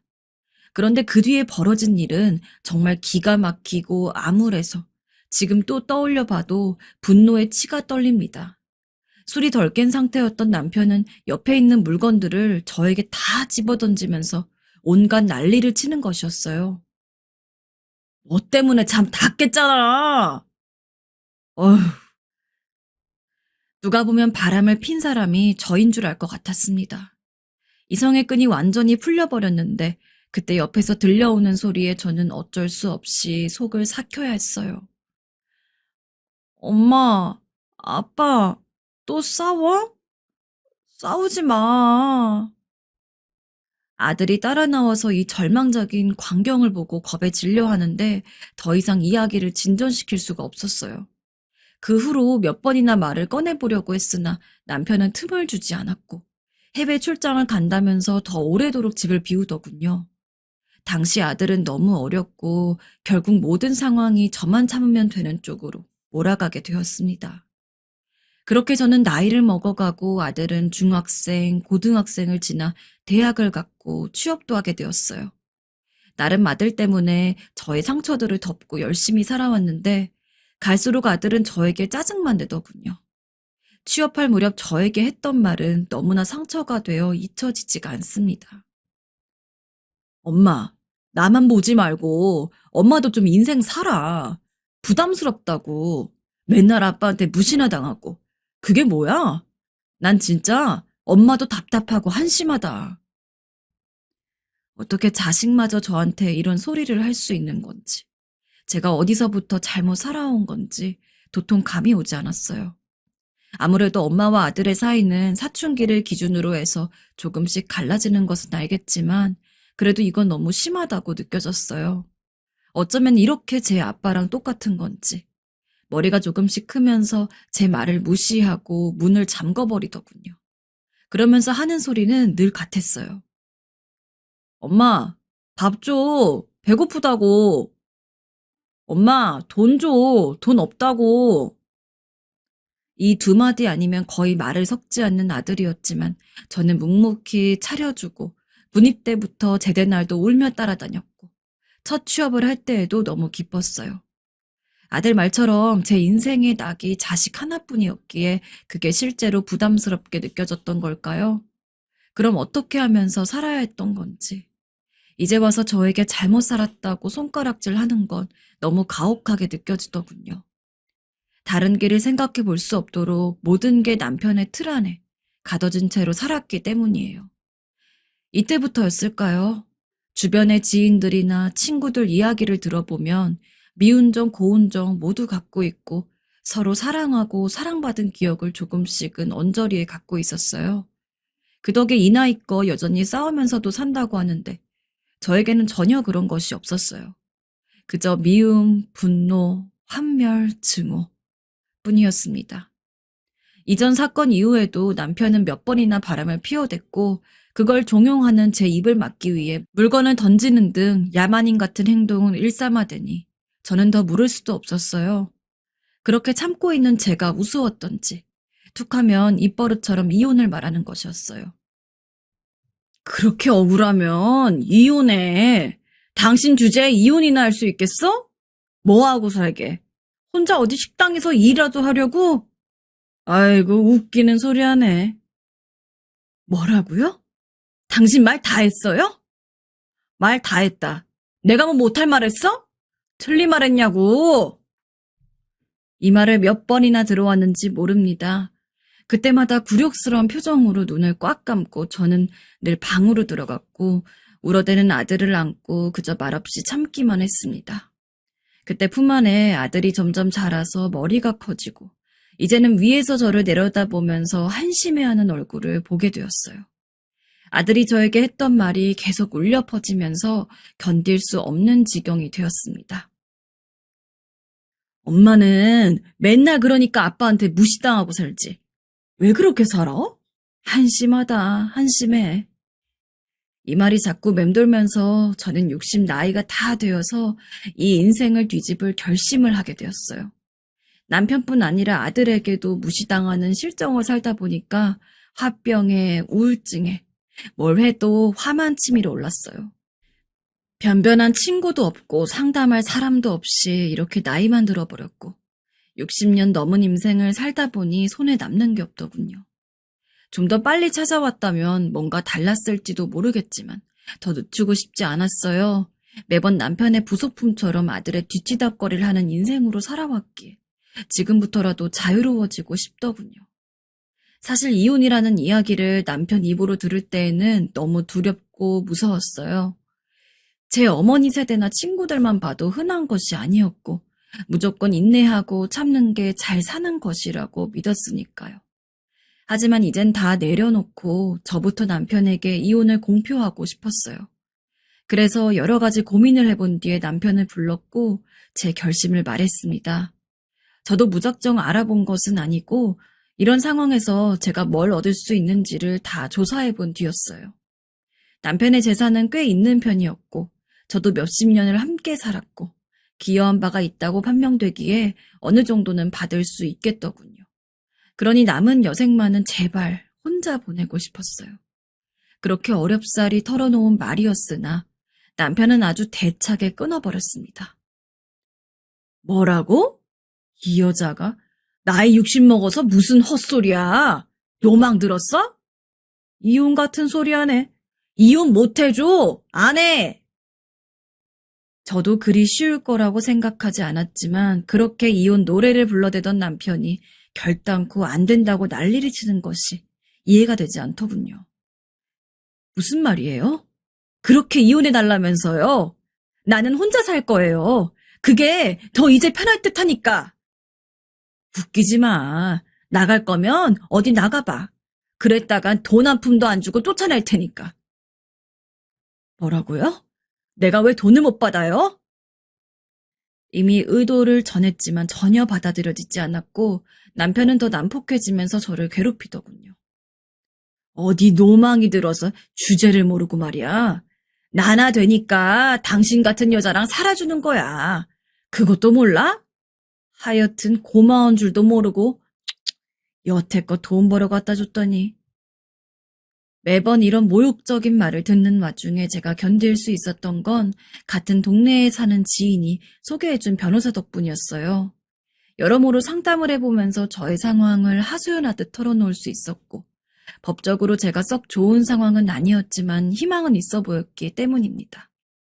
많은 재산을 바라는 것도 아니지만 적어도 몇십 년 저의 시간들이 인정되길 바랬고, 그로 인해서 남편으로부터 간절히 탈출하고 싶었어요. 아들은 이때 분위기를 눈치챘는지 좀 심각해 보이더군요. 엄마, 진짜 아빠랑 이혼하게? 그래, 엄마, 너네 아빠랑은 못 살겠다, 이제. 이렇게 답하는 게 너무 힘들었지만 저는 사실 아들이 5살, 7살, 10살, 이때마다 매년 말하고 싶었습니다. 그렇게 참아오면서 이날에 이르게 된 거고, 미안한 마음도 있었지만 어쩔 수 없더군요. 아들도 이제 사회의 구성원이 될 만큼 컸고, 저를 조금이나마 이해해 주길 바랬어요. 아들도 마음이 조금은 약해졌는지 눈물을 보이더군요. 나는 잘 모르겠으니까 엄마 편한 대로 해. 알았어. 그 뒤로 서로 말하기도 거북한 이야기라 더 말을 꺼내진 않았고, 저는 저대로 묵묵하게 남편의 비난들을 견뎌내면서 상담을 다니곤 했어요. 그렇게 시간을 보내던 중에 저에게 일생에 2번 다시 없을 사건이 하나 찾아왔는데요. 제가 가끔씩 상담하러 다녔던 변호사 사무실에 잠깐 마주쳤던 사람이 있었어요. 사무실 오가면서 대기실에 같이 머무느라 얼굴은 눈에 익었거든요. 근데 그 남자분이 어느 날 저에게 먼저 말을 걸더군요. 저기 실례지만 어떤 일로 오신 건가요? 보니까 저와 비슷한 또래로 보이긴 했는데 한창 저보다 연상인 남편에 비해서 확실히 좀 더 젊은 느낌이 나기도 하고 깔끔하고 세련된 인상이었습니다. 저는 처음에는 사무실 직원인 줄 알고 대답을 이어갔고 말을 나누다 보니 그분도 저희 같은 상담받으러 온 입장이더라고요. 처음에는 별 생각 없이 말을 들었는데 뒤이어 나온 말에 갑자기 가슴이 쿵쾅쿵쾅 뛰더군요. 사실 저는 이혼을 했고 모든 걸 정리하고 혼자 살고 있는 입장입니다. 제가 딱 원하는 상황을 그대로 누리고 있다니. 현재 그 어떤 것보다 가장 바라는 것을 손에 넣었다는 게 너무 부러웠어요. 그런 반면에 어쩌다가 이혼을 한 건지 궁금하기도 하더군요. 그런 저의 표정을 눈치챘는지 하나씩 말을 꺼내는 것이었습니다. 아내가 매번 집에도 잘 들어오지 않고 아이를 위해서 참다가 겨우 이혼했어요. 그 끝 마무리가 좀 골치 아파서 여기를 드나들게 되네요. 저와 비슷한 입장인데 이미 한 발자국 나간 상황이라 저도 흥미를 갖게 된 것 같아요. 말을 더 나눠보니 나이는 저보다 2살 위였고 조금 거리가 있는 곳에 살고 있더군요. 저도 뭔가에 홀린 듯 제 사정을 다 털어놓게 되었어요. 어느새 눈물까지 주르륵 흘러 순간 놀랬네요. 알게 모르게 이렇게 내가 지쳐있고 상처받았다는 것 같아서 무척 처연하게 느껴졌습니다. 그런데 순간 이 남자분이 저에게 한 행동에 소스라치게 놀랐어요. 아이고, 뭐라 말해야 할지 모르겠네요. 근데 참 힘들게 사셨군요. 저도 그 입장 이해합니다. 누구보다요. 하면서 제 눈물을 닦아주는 것이었어요. 손수건도 아닌 맨손으로 닦아주는데 너무나 깜짝 놀랐어요. 누가 보면 어떡하나 싶어서 당혹스럽기도 했지만 생전 남편을 통해서는 이런 여자 대접을 받아본 적이 없기 때문에 진정이 안 되더군요. 그러면서 또 말을 잇는데 그 말에 저의 일상은 완전히 마비되어 버렸어요. 부인같이 아름다우신 분이 그렇게 고생스러운 결혼 생활을 하셨다니 마음이 정말 아프네요. 아쉽습니다. 저나 부인이나 짝을 잘못 만난 것 같아요. 부인 같은 분을 두고 어떻게 남편분은 그럴 수가 있을까요? 저라면 정말 진심으로 사랑하며 살았을 거예요. 저를 이렇게 깊이 생각해주는 남자의 말이라니. 게다가 그 안에 들어있는 듯한 고백과도 같은 말에 며칠간 혼란스러웠어요. 오죽하면 남편이 그 사이 저한테 막말들을 퍼부어대는데도 어느 정도 한기로 흘려버렸어요. 내가 정말 결혼을 잘못하긴 했구나. 남자를 잘못 만나긴 했구나 하는 생각 쪽으로 방향이 점점 세워지더군요. 이혼에 대한 생각은 확고해졌고 변호사와의 상담도 순조롭게 이루어지고 있고 슬슬 탈출구가 보이는 듯 했습니다. 그런 과정 중 제 앞에 나타난 우석 씨의 등장은 좀 새롭게 느껴졌어요. 저는 남자라고는 남편밖에 알지 못했고 이 사람이 저에게 해주는 대접으로 인해 늘 제 자신을 확인했었어요. 그러니 늘 자신이 없고 가끔 깊은 자기 혐오에 빠질 때도 있었습니다. 하지만 이후로 몇 번 마주치면서 개인적인 시간을 우석 씨와 나누게 되었는데요.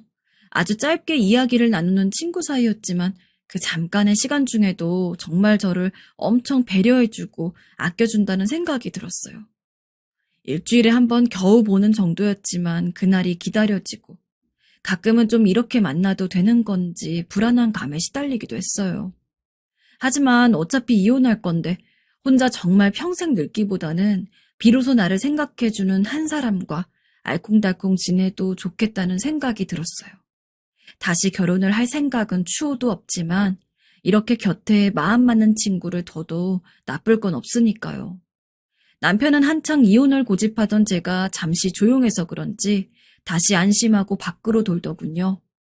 그러는 사이 우석 씨와의 만남 횟수는 점점 많아졌고 어느 날 저도 예상은 했던 그럼에도 다소 충격적으로 느껴지기도 했던 순간이 찾아왔습니다. 영미야, 나 이렇게 더 이상 만나기 힘드네. 오빠, 그게 무슨 말이에요? 친구로는 지내기 힘들어. 네가 남편과 아직도 살고 있는 게 견디기가 힘들고. 우리 정식으로 남자 여자 사이로 지내면 안 되는 거니? 우석 씨는 아주 어렵게 저에게 사랑 고백을 해왔고 매번 애끓는 감정을 참느라 매일이 고통스럽다는 것이었어요. 남편과 달리 저를 한 명의 여자로 봐주었고 진심으로 사랑한다는 말을 해주면서 애틋하게 저에게 감정을 전해왔습니다. 무척 마음이 흔들리고 60이 넘은 나이가 되어서 소녀처럼 마음이 떨리더군요. 마치 몸살을 앓듯 저도 이 감정으로 괴로워하다가 이혼의 고지가 멀지 않은 듯하여 결국 마음을 허락하게 되었어요. 이후로는 그야말로 다시 태어난 듯한 시간들을 보내며 우석 씨와 외지로 데이트를 다녔는데요. 저를 생각하면서 꽃을 꺾어서 가져오고 어울릴 만한 옷을 고르며 너무 기뻤다는 우석 씨와의 나날들은 정말 행복했어요. 갈수록 이렇게 많은 나이가 되어버린 저의 인생이 참 안타까웠습니다. 남편은 더욱 밉게 느껴지더군요. 그런데 며칠 뒤 남편이 저를 낮은 목소리로 부르더군요. 꽤 심각한 표정이었고 중요한 이야기를 한다고 하길래 저도 모르게 본능적으로 가슴이 두근거렸어요. 그런 남편이 이어서 말을 했는데 그 말을 듣고 저는 머릿속줄 무언가가 툭 하고 끊어지는 느낌이 들었습니다. 당신 주제에 바람을 피고 있었어? 제가 기대했던 것은 이게 아니라 이혼에 대한 대답인 줄 알았습니다. 장기간 서로 말도 안 하고 거의 별거를 하던 중이었고 전 제 요구만 던져놓은 상태였거든요. 남편이 제 앞에 뭔가를 집어던지는데 집어 올려보니 사진이었습니다. 저와 우석 씨가 가평이나 강릉 등 먼 곳으로 데이트를 다녀왔던 사진이더군요. 대체 이런 사진을 퍼뜨린 게 누군 건지 멍한 사이에 남편은 계속 말을 이었습니다. 이혼해. 해줄게. 하지만 당신은 바람을 폈어. 모든 책임은 당신한테 있는 거야. 저는 보기 민망한 사진들을 주워 올리던 와중에 너무 당황해서 소리를 질렀습니다. 뭐라고요? 당신은요. 당신도 전에 바람 폈잖아요. 당신은 되고 나는 안 되는 거예요? 그러자 남편은 껄껄 웃으면서 답하더군요. 증거 있어? 증거 있냐고. 당신 이혼한다고 요 근래 쫄라대던 게 이 남자 때문이었구만. 다 필요 없고 이런 지저분한 여자는 내가 쫓아내고 싶어. 5천만 원 지금 이체해 줄 테니까 이 길로 당장 나가. 너 이 집에 발도 들이기만 해봐. 그제서야 저는 뭔가 아주 크게 잘못되었다는 것을 깨달았습니다. 내가 가장 바랬던 것을 가장 최악의 타이밍에 최악의 방법으로 받게 된 것이었어요. 아무리 저도 고함을 지르고 난리를 쳐보아도 결혼 생활 중에 바람을 폈으며 증거를 남겼다는 한 줄의 사실을 부인하기 어려웠습니다. 좀 더 인내하며 아무런 일 없이 얌전히 이혼을 기다렸다면 저는 남편의 저 수많은 재산 중 3분의 1이라도 가져갈 수 있었을 거란 생각이 뒤늦게 밀려들었습니다. 돈 5천만 원을 들고 60세의 나이가 되어 쫓겨나와서 제가 무엇을 할 수 있을까요? 정말 단단히 뭔가에 홀렸다는 생각이 들었습니다. 뭔가 다 아니라고 부인을 하고 싶고 막연히 억울한 마음이 있었으나 남편은 이제 완전히 입장이 바뀌어 제 모든 짐을 다 떨궈내고 협박을 하더군요. 오늘 당장 나가서 합의혼 안 하면 그 5천만 원도 못 건질 줄 알아. 결국 저는 그 길로 이러지도 저러지도 못한 채 멍청이 서서 사인을 해주고 나오게 되었습니다. 이런 모습으로 나오는 저를 한 번도 상상해보지 못했어요. 그렇게 터벅터벅 근처 조그만 모텔을 찾아서 묵다가 돈이 없어 지방까지 내려가 작은 원룸에 들어가게 되었어요. 이 풍파를 순식간에 겪고 난 뒤 시간이 좀 지났다는 것을 체감하고 이제라도 빨리 만나고 싶어 우석 씨에게 연락을 했습니다. 그런데 너무나 황당한, 있어서는 안 되는 일이 일어나 버렸어요. 우석 씨의 전화번호가 바뀌어 버린 것입니다. 너무 당황해서 여기저기 알아보고 아무리 찾아봐도 처음 만났던 변호사 사무실에 연락을 해봐도 다 알 수 없다고 하는 거였어요. 어쩌다가 내가 이런 상황까지 오게 되었는지 앞이 턱턱 막히더군요. 그렇게 며칠이 지나고 한 달이 지나 저는 1년이 다 돼가도록 지방에 있는 원룸에서 혼자 울면서 이를 갈며 살게 되었어요. 할 수 있는 것은 설거지 정도뿐이라 식당에 취직해서 겨우 주방 일을 하면서 제 입에 풀칠을 하고 있었습니다. 아들은 바쁘다고만 하고 연락도 잘 안 되고 정말 인생 무상이라고 느껴지더군요. 같이 일하는 식당의 주방 이모들도 곱게 생긴 사람이 어쩌다가 여기까지 온 거냐고 묻는데 할 말이 없었어요. 우울증은 날이 갈수록 심각해지고 낮에는 먹고 살기 위해 어쩔 수 없이 식당으로 가서 열심히 바지락 손질을 하고 있었는데요. 무심결에 식당 홀 쪽을 힐끗 본 순간 너무 놀래서 손이 멈춰버렸습니다. 손님 2명이 안에 들어왔는데 둘 중 한 남자가 뭔가 낯이 익더군요. 제가 꿈에도 잊을 수 없었던, 혼자 살게 된 날 하루도 빠지지 않고 원망하다가 그리워하기도 했었던 우석 씨였습니다. 반갑기도 하고 화가 나기도 해서 얼른 고무장갑을 벗어던지고 당장 홀로 뛰쳐나갔습니다. 우석 씨, 나예요, 영미. 어떻게 사람이 그래요? 이글거리는 눈으로 멱살을 잡은 저를 보고 당황한 우석 씨의 눈을 보니 슬프게도 뭔가 낌새가 좋지 않았어요. 1년 전 나를 그렇게 사랑스럽게 바라보던 눈이 아니었고 당황스럽고 곤란해서 빨리 도망가고 싶어하는 표정이더군요. 어떻게 사람이 한순간에 이렇게 변해버리는 것일까요? 아니, 추잡하게 왜 이래요? 말로 합시다. 기억하던 말투가 아닌 너무나 차갑고 쌀쌀맞은 말투로 대꾸를 하는 우석 씨를 보니 이 사람도 우리 남편에게 호되게 당해서 이렇게 사람이 변한 건가 오만 생각이 다 들더군요. 하지만 이것은 저의 착각이었습니다. 제발 놔달라며 진저리를 치던 우석 씨의 입에서 들었던 내용은 정말 모든 인생을 다 포기하고 싶은 절망적인 말이었어요. 저는 앞으로 어떻게 하면 좋을까요? 이봐요, 영미 씨. 나한테 이러지 말고 당신 아들한테 쫓아가라고요. 나도 억울한 사람이야. 자기 엄마 꼬셔서 바람으로 이혼시켜주면 2천만 원 준다고 했다고. 근데 1,000만 원만 주고 연락을 끊어버리는 게 어딨어. 자기가 나한테 부탁해놓고 외려 나를 상간남으로 고소하겠다고 하는데 아니, 자식을 어째 그리 키웠어? 구구절절 이게 무슨 말인가요? 여기서 왜 우리 아들이 튀어나오고 2천만 원은 무슨 말이며 상간남은 무슨 말인지. 결국 이야기를 정리해보니 제 아들은 제가 이혼 준비를 위해 분주히 움직인다는 것을 제 아빠에게 상담을 했더군요.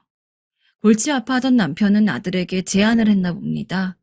네 엄마가 조용히 나간다면 남은 재산 다 너한테 줄 수 있을 것 같다는 식으로 말을 흘렸던 모양이에요. 아들은 그게 탐났나 봅니다. 자기 엄마가 사회생활 경험도 없고 주변에 사람이 없는 걸 알면서 우석 씨처럼 멀쩡하고 보기 좋은 중년의 남자를 데려다가 사주한 것이었어요. 차라리 남편이 한 일이라면 그 인간과 저는 남이니까 납득할 만도 합니다. 그런데 제 배로 낳은 아들이 자기 아빠의 몇십억 재산을 조금이라도 더 갖고 싶어서 엄마를 밀어내고 이런 일을 꾸몄다는 게 믿어지시나요? 이 내용은 얼마 전 아들이 혼자 사는 집에 찾아가서 밤새 비 맞아가며 기다리다가 확인해낸 사실입니다. 저는 인생을 왜 이렇게 살아온 걸까요? 그냥 애가 어릴 때 그때 참지 않고 이혼이라도 해버렸다면 모든 굴욕을 감당하고 키워낸 자식한테 이런 꼴까지 당하지 않았을까요? 지금 제 손에 남은 건 대체 뭐란 말입니까? 돈에 눈이 멀어 이런 일을 벌려놓고 엄마와의 연락은 끊어버린 아들을 이제는 제가 다 끊어버리고 싶습니다.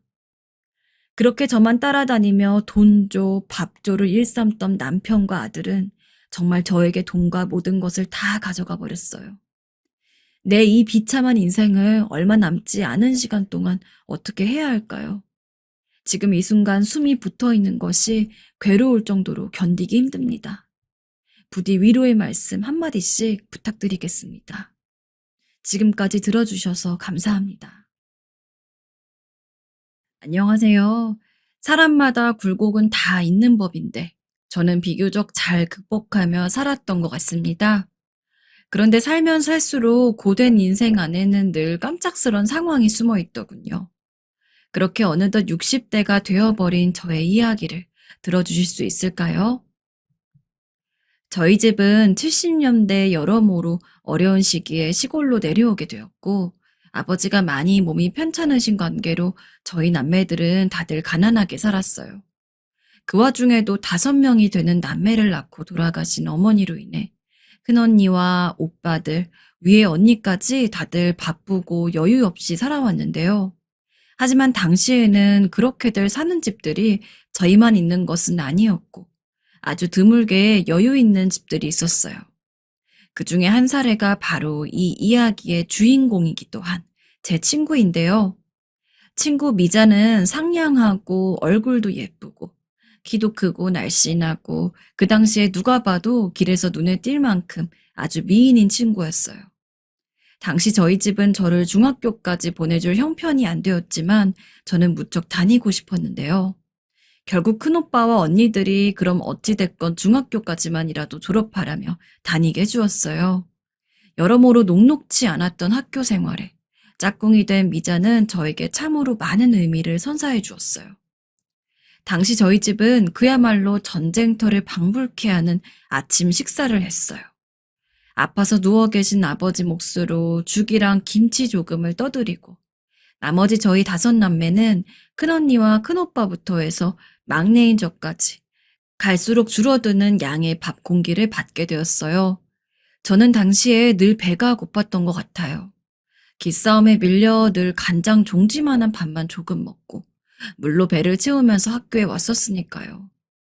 그때 다녔던 학교는 묘하게 형편 차이가 큰 애들이 많아서 비교가 되었던 것 같아요.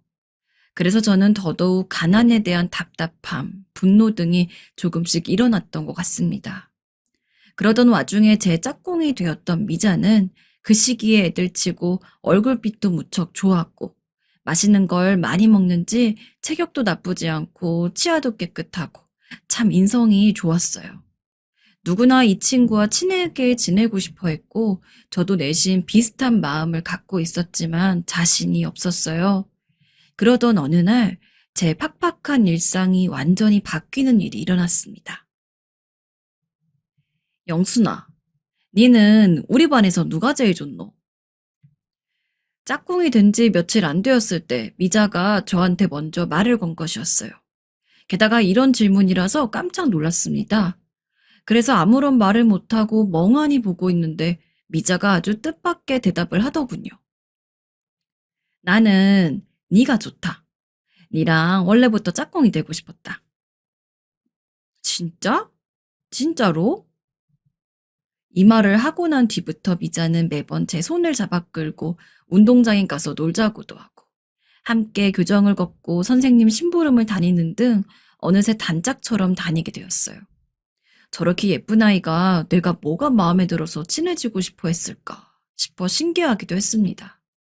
가끔씩 의구심이 들었던 차에 이런 부분을 완전히 깨트려주는 일이 생겼는데요.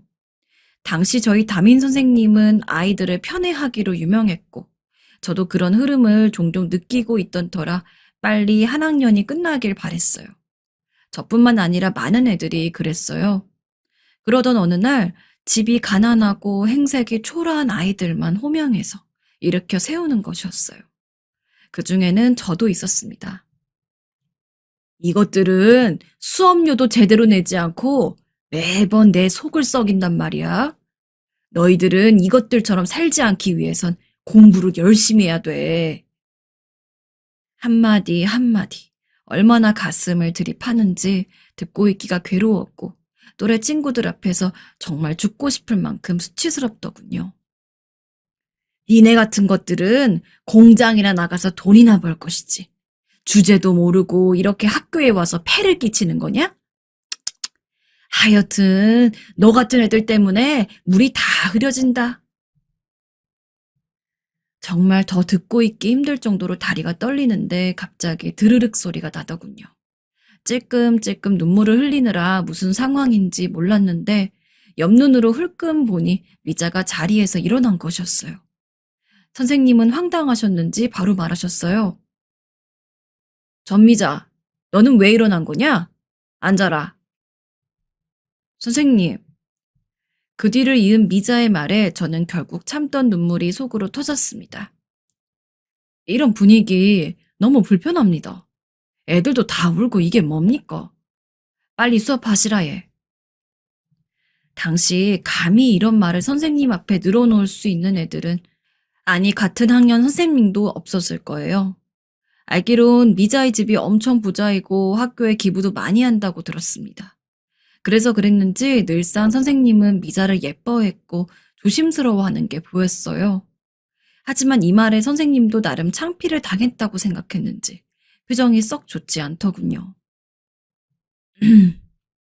하고 얼굴이 한동안 구겨졌지만 아무래도 거부할 수 없는 뭔가가 있던 건지 다시 씩 웃는 게 아니겠어요?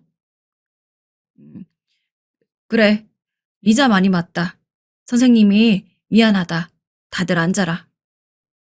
다들 앉으면서 한숨을 푹 내쉬었고 저마다 미자를 한 번씩 쳐다보더군요.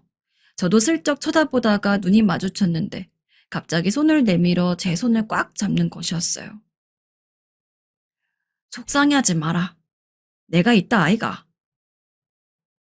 새 학기가 시작되고 친하게 말을 걸어오던 미자가 좋기도 하고 낯설기도 했는데 이날의 일로 저는 완전히 마음을 열게 되었습니다. 당시 형제 자매였던 언니 오빠들과도 서로 살아남기 바빠서 이런 살가운 대화를 나눠본 적이 없거든요. 그런 저에게 미자는 제가 학교를 중퇴하기 전까지 정말 좋은 친구가 되어주었어요. 3학년까지 다니다 집이 너무 어려워지고 아버지가 위독해지시다 보니 오빠와 언니들은 그만 다니고 공장에서 일을 하라더군요. 당시 결정을 하기까지 너무 마음이 괴로웠지만 어쩔 수 없었습니다. 이미 공장에는 제 또래 애들도 많이 들어와 있었고 일은 무척 고되었는데요. 가끔씩 학교 생각이 나서 그립던 차에 길에서 미자를 우연히 만나게 되었어요. 솔직히 저는 어색했어요. 영순아, 니 잘 지냈나? 하면서 달려오는 미자는 교복이 달라진 것을 보니 아무래도 고등학교를 간 것 같더군요. 당시 대부분의 아이들이 공장으로 빠지던 저의 후미진 시골에선 이렇게 학교 진학을 하는 애들은 많지 않았어요. 그래도 왠지 제 처지가 비참하게 느껴져서 저도 모르게 주춤하게 되었어요. 절 보자마자 와락 껴안는 미자에게 공장에서 묻어온 기름 냄새가 풍길까봐 온몸의 신경이 잔뜩 굳게 되더군요. 그런데 미자는 전혀 그런 기색이 없었어요. 영순아, 내 너랑 또 하고 싶은 게 있다. 우리 집에 놀러 오거라. 니네 집에?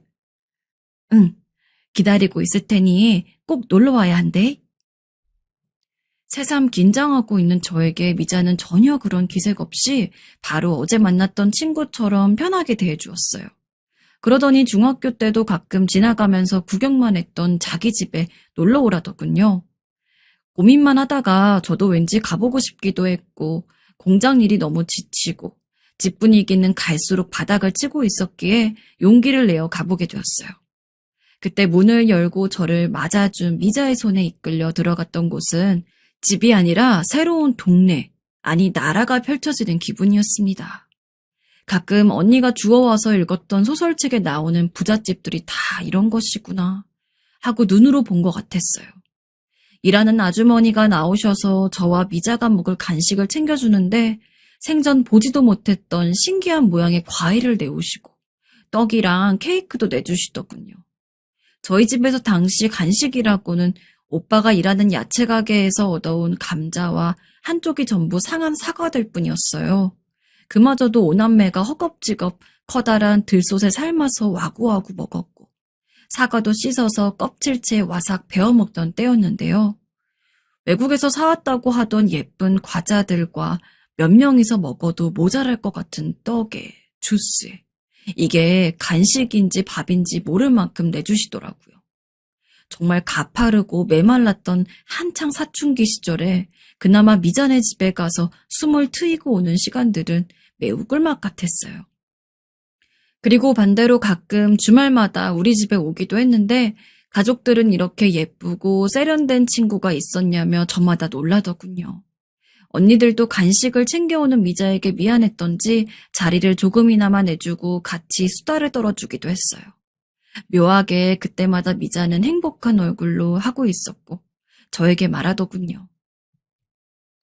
내는 니네 집에 올 때가 제일 신난다. 물론 니랑 노는 게 제일 좋고 이렇게 속 편하고 재밌을 수가 없다. 이 말을 들을 때마다 참 이해가 안 가더라고요. 그런 대궐 같은 집에 살면서 이렇게 축축하고 쓰러져가는 판잣집이 뭐가 좋다는 건지. 아마도 외동딸이라 외로워서 그런가 보다 하고 언니들은 말하더군요. 미자는 참 세심한 성격이어서 제가 학교에 못 가는 상황을 신경 써주었고 제 앞에서는 고등학교 이야기를 단 한 번도 꺼내지 않았어요. 가끔 제가 궁금해서 물어보면 늘상 이렇게 답해 주었습니다. 다를 거 없다. 중학교랑 똑같지 뭐. 그보다 우리 이제 뭐 하고 놀까? 하면서 화제를 얼른 바꿔주는 게 느껴졌어요. 아마 그 또한 저를 배려해준 덕이었습니다. 이렇게 미자랑 시간을 보내며 재밌게 놀다가 저에게 아주 큰 아픔이 닥치게 되었습니다. 그때 제 손을 잡아준 미자 덕에 저는 겨우겨우 버틸 수 있었는데요. 태어나면서 그 당시까지 조금의 정도 느껴본 적이 없고 맨날 옆에 누워서 죽을 먹으며 목숨을 연명하던 아버지가 결국 숨을 거두게 된 것이었어요. 저는 그때 처음으로 죽음을 눈앞에서 보았습니다. 매번 아프고 이러다 죽겠다 소리를 달고 사는 아버지였고 말 한 번 제대로 나눠보지 못했습니다. 이 집을 벗어나기 위해서 뭐든 해야 했으니까요. 하지만 그런 아버지라도 늘 곁에 어른이 있다는 것이 안심이 되었고 우리 남매는 엄마도 없이 아픈 아버지의 그늘이라도 빌려 어찌어찌 살아왔나 봅니다. 아침에 일어나 보니 움직이지도 않는 아버지를 제가 먼저 발견했고 그 말을 언니 오빠들에게 전하면서 토할 것 같은 감정이 밀려와 그만 마당으로 뛰쳐나가 몇 번이나 구역질을 했습니다. 마침 그날 오후 간식을 들고 찾아왔던 미자는 모든 상황을 알게 되었어요. 이러지도 저러지도 못하고 이웃집 어른들이 바쁘게 오가고 있는 걸 보며 우리는 장례 생각도 하지 못하고 있었어요. 하지만 미자가 같이 손을 걷어붙이고 나타나서 아버지의 장례를 치르는 절차가 잘 진행될 수 있도록 도와주었어요. 하루 벌어 겨우 연명하고 있는 우리에게 이런 건 무척 사치로 느껴졌지만 그때 미자가 한 말이 너무 강하게 와닿아서 다들 크게 마음을 먹었습니다. 내는 우리 아빠가 돌아가셨을 때 너무 어려서 이런 것도 못 봤다. 네 나중에 후회할 기라. 아버지를 그렇게 사랑하지도 그렇다고 미워한 것도 아니었지만 왠지 미자의 말은 힘이 있었고 정말 그럴 것만 같았습니다. 그렇게 근처 어른들의 도움을 받고 장례 내내 제 곁에 있어주면서 치레를 다 해주었던 미자 덕분에 아버지를 잘 보내드릴 수 있었어요. 심지어 제대로 울지도 못하는 저에게 미자는 울어도 된다며 몇 번이나 구석으로 저를 가서 달래주고 안아주었습니다. 울 때 못 울면 나중에 그게 병이 되더라. 울어라. 울고 나면 조금이라도 괜찮아질 거다. 그렇게 엉엉 울며 속을 달랬고 겨우 마음을 추스르고 얼마 후에 다시 저의 일터로 돌아가게 되었습니다. 그렇게 시간이 얼마 지나고 잠깐 시간이 날 때마다 미자와 동네 물길을 따라서 걷곤 했는데요. 나름 저와 깊은 이야기들을 주고받게 된 미자는 저에게 생각지도 못했던 말을 꺼내놓았습니다. 당시 얼마나 충격이 컸던지 제대로 눈을 마주 볼 수가 없어서 연신 미자 뒤에 있던 소나무만 쳐다보았던 게 아직도 생각이 납니다. 영순아, 내는 네가 부럽다. 그래도 너 그 친아빠랑 계속 살아왔고 언니 오빠들도 있지 않나. 얼핏 저의 아버지 장례 때 느끼기로 미자가 지금 함께 사는 아버지가 새아버지라는 것은 눈치를 챘었어요. 그거야 그럴 수 있다고 생각했는데요. 뒤이은 이야기를 듣고 너무나 감당이 안 되어 뭐라고 말하면 좋을지 몰랐습니다. 지금 우리 아빠, 아니 그 남자, 아빠도 아니다. 내는 그 아저씨가 너무 무섭다. 니라면 어떻게 할 것 같노? 어? 너네 아버지가? 그게 무슨 말이야? 어떻게 어디서부터 말해야 할지 모르겠다. 제가 느꼈던 미자의 새아버지는 무척 온화한 분이셨고 제가 놀러 갔을 때마다 방을 들여다보며 인사를 해주던 분이었어요. 뭐가 무섭다는 건지 이해가 잘 가지 않았는데 한참이나 말을 고르다 꺼낸 미자의 말은 너무나 충격적이었습니다. 같이 산 지 몇 년 되지 않았는데 그렇게 미자를 정신적으로, 육체적으로 괴롭힌다는 것이었습니다. 그것도 미자의 엄마가 알지 못하도록 위협을 해대는 바람에 어디에도 말을 못하다가 겨우 저에게 말을 해보는 거라고 하는데 무척 혼란스러웠습니다. 하지만 듣는 것 외에 제가 어떻게 해줄 수 있는 것도 없었고 말하다 멈추고 몇 번이나 울음을 삼키는 미자의 표정을 보며 한두 번 겪은 일이 아니며 무척 괴로운 상태라는 것만 알 수 있었어요. 그저 그렇게 달래주기만 했고 괴로워 우는 미자가 너무 안쓰러워 저 역시 안고 달래주었는데요.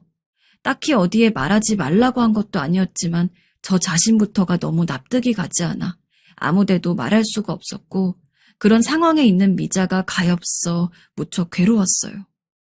저 역시 미자에게 굳이 화제를 꺼내진 않았고 먼저 말하기까지는 언급하지 않았습니다.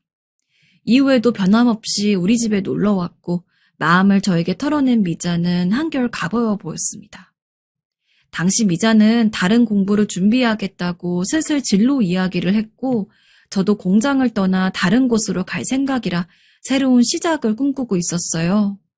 자주 들리던 미자도 조금씩 뜸하게 됐고 저도 도시로 나가려고 많은 것을 알아보며 서로 조금 바빠졌는데요. 얼마간 연락을 못하고 저는 저대로 오빠들을 따라다니며 일을 찾아다니던 중 왠지 모르게 동네에 뭔가 소문이 도는 듯했어요. 이상하게 요 근래 말 많은 아줌마들이 자꾸 무리지어 말을 하는데 분위기가 썩 좋지 않더라고요. 수군대는 아주머니들 목소리에 무슨 일인가 가까이 가봤는데 가까이서 들려온 소리를 선명하게 듣고 저는 완전 주저앉아 버렸어요. 그리고 다시 겨우 일어나 아주머니들을 붙잡고 흔들며 다시 되물었습니다. 아유, 진짜라니까 왜 이래? 이거 놓으라고. 미자 죽은 거 맞대잖아. 그 집 일하는 아줌마한테 들은 거야.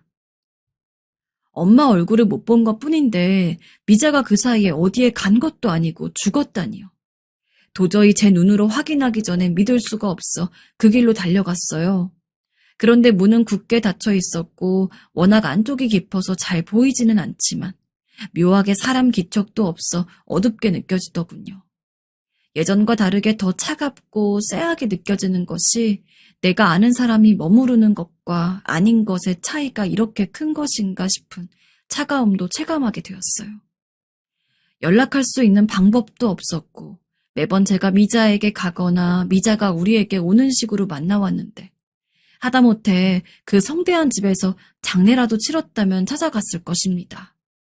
하지만 뭔가 좋지 않은 연유로 끝나게 된 것이었는지 미자네 가족이 이사 갔다는 소문이 재빠르게 들리더군요. 어쩌면 저에게 이렇게 슬픈 일들이 연이어서 일어나는 건지. 아버지를 보내고 힘들어했던 저를 미자가 위로해 주었고, 그런 미자 역시 이유도 모른 채 이렇게 갑자기 떠나보내게 되다니. 20살 남짓 되던 저에겐 실로 견디기 힘든 이별을 2번이나 겪게 된 것이었어요.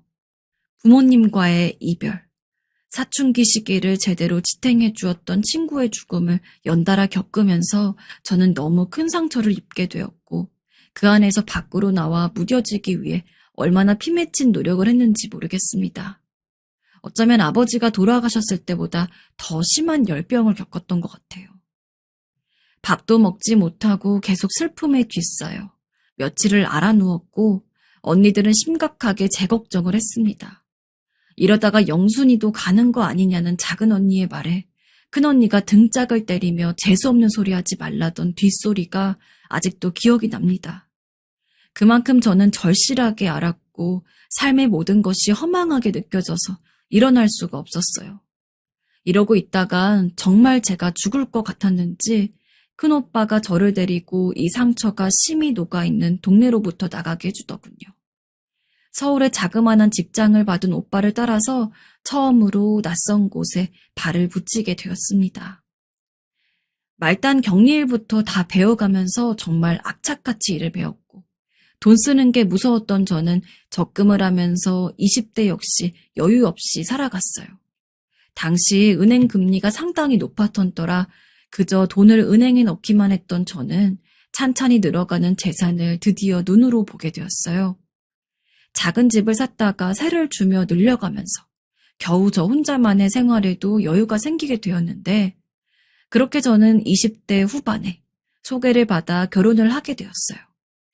내심 마음 안에 많은 결핍이 있었지만 그래도 무던한 성격의 남편을 만나서 그럭저럭 가정을 꾸려나갔는데요. 이쯤에 서울로 언니들과 오빠들도 다 올라와서 조금씩 정착을 하게 되었고, 저도 그 사이 아이를 낳아 엄마 역할을 잘해주고 싶어 정말 열심히 살았던 것 같아요. 제 인생을 늘상 그야말로 일 그 자체였습니다. 어린 날부터 공장에 들어가고 또 격리일을 배워 회사를 다니고 바쁘게 살아가면서 제 자식은 공부를 시키고 싶어 대학을 보내게 되었는데요. 나름의 보람이 있었는지 아들이 드디어 대학에 들어가게 되었고 그 기념으로 가족여행을 가게 되었어요. 어릴 때부터 이때까지 비행기라고는 그저 남의 이야기라고만 생각했던 제가 아들과 남편의 권유로 첫 제주도 여행을 가보게 된 것이었습니다. 설레는 마음을 안고 제주도 땅을 밟게 되었고, 남편과 아들이 짜온 스케줄대로 함께 돌아다니면서 맛있는 것도 먹어보고 이 나이가 되어서 누려보는 여유란 참 신선하게 느껴지더군요.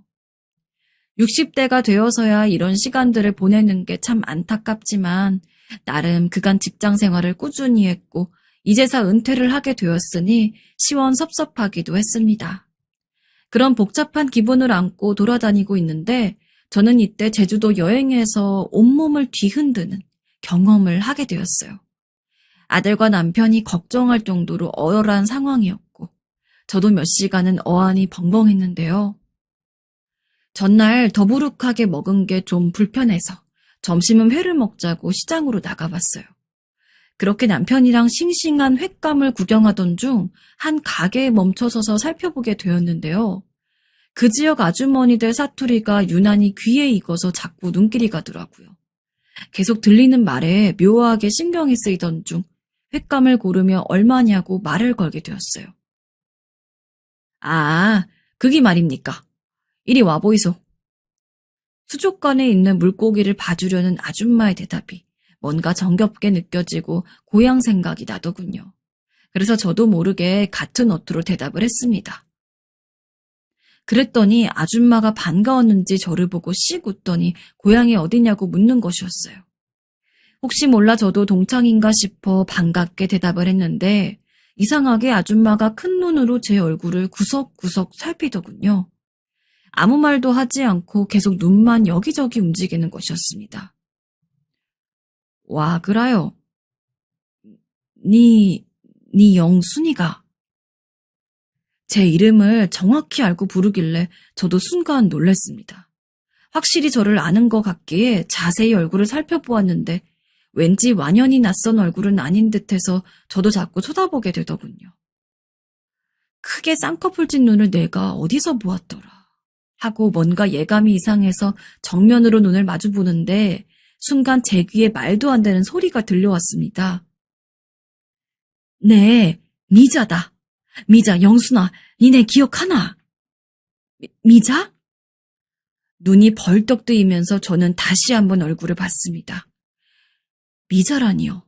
미자는 죽었고 이미 어린 날 기억으로 힘겹게 묻어두었습니다. 제 남편에게도 아주 예전에 얼핏 이야기를 하긴 했지만 그만큼 당연히 제 생각 속 미자는 죽은 것이 맞았습니다. 근데 이게 무슨 소리였을까요? 어떡하노? 내 미자다, 영순아. 그 큰 시장에서 울려 퍼지는 울음소리에 사람들은 오며 가며 다 우리를 봤고 저 역시 진정이 되지 않은 상태로 따로 둘이 나가게 되었어요. 나가서 말을 들어보니 아직도 실감이 안 나지만 이때 만난 사람은 실제로 제가 아는 미자가 맞았습니다. 도저히 믿을 수가 없어 몇 가지 이야기를 나눠보니 구석구석 다 하나같이 맞아 떨어지더군요. 어버버하게 서 있는 저에게 미자는 몇십 년도 지난 그때의 사정을 다 털어놓았어요. 당시 자신은 육체적으로 괴롭히던 새아빠와 그걸 모르는 엄마 사이에서 고민하다가 몇 번이나 죽을 결심을 했더랍니다. 그러다가 정말 각오를 하고 새아빠에게 나가겠다고 알렸고 놔주지 않으려고 하니 경찰에 신고하겠다고 했던 것입니다. 당시 나름 유명 인사였던 미자의 새아빠는 겁이 났는지 더 소동을 벌일까봐 입을 막는 조건으로 돈을 챙겨서 내보냈더군요. 지나보면 그렇게 살아서 도망온 것 자체가 기적인 것 같다고 말하는 것이었어요. 그 이후로 몇 번이나 새아빠가 다시 자기를 찾아다녔다면서요. 들을수록 너무 괴로운 이야기였습니다. 나를 그렇게 보살피고 아껴주었던 친구에게 이런 힘든 생활들이 있었다니 가슴이 너무 아프더군요. 그 뒤로 미자는 10수년이 지나 저를 만나기 위해 고향에 잠깐 들어와 봤지만 이미 떠난 지 오래되어 버린 우리 남매들 소식을 전혀 들을 수 없다고 해요. 그렇게 저를 만나고 싶었다는 말에 같은 마음이었던지라 부둥켜 안고 한참을 울었습니다. 어떻게 이렇게 만날 수 있는 것인지 제가 할 수 있는 말은 한마디밖에 없었어요. 살아있어줘서 고맙다는 말이요. 매번 제 가슴속에 아버지 다음으로 미자는 늘 막연하게 꺼내기 힘든 그리움이었기 때문입니다. 언니들도 옛날 얘기하다가 가끔 미자 화제가 나오면 서로 조심할 정도로 저에게 상처였는데 이렇게 살아있었다니 지금도 솔직히 꿈을 꾸는 것 같아요. 저에게 너무 애틋한 미자를 만나니 제 인생을 살면서 얽히고 설키는 듯 느껴왔던 모든 것들이 조금은 차분하게 안정되어 가는 것을 느끼게 됩니다. 저는 그날 1시간가량 이야기를 나눴고 비행기 시간이 촉박해서 오래 머무르진 못했지만 이제 자주 들리기로 약속을 했어요. 그리고 실제로 요즘 아주 가끔씩 미자를 만나러 가고 있어요. 미자는 제가 오면 영수나 하면서 정감 어린 고향 사투리로 저를 맞이해주고는 합니다. 저는 미자가 차려주는 밥상 앞에 앉아 도란도란 이야기를 나누고요. 어린 날부터 매번 쫓기듯 조금의 숨도 쉴 틈 없이 살아왔고 이제 은퇴를 한 후에 내심 허무한 감이 들기도 했는데 어떻게 이 상황에서 미자를 만나게 된 걸까요? 오래도록 저를 얽매여왔던 아픔은 늘 굳게 닫힌 문이었는데 거기에 나갈 문이 있었고 이렇게 열리는 날도 있다니 아직도 신기하게 느껴집니다. 여러분도 여러분의 소중한 인연을 다시 만날 날이 오셨으면 좋겠습니다. 지금까지 이야기 들어주셔서 감사합니다.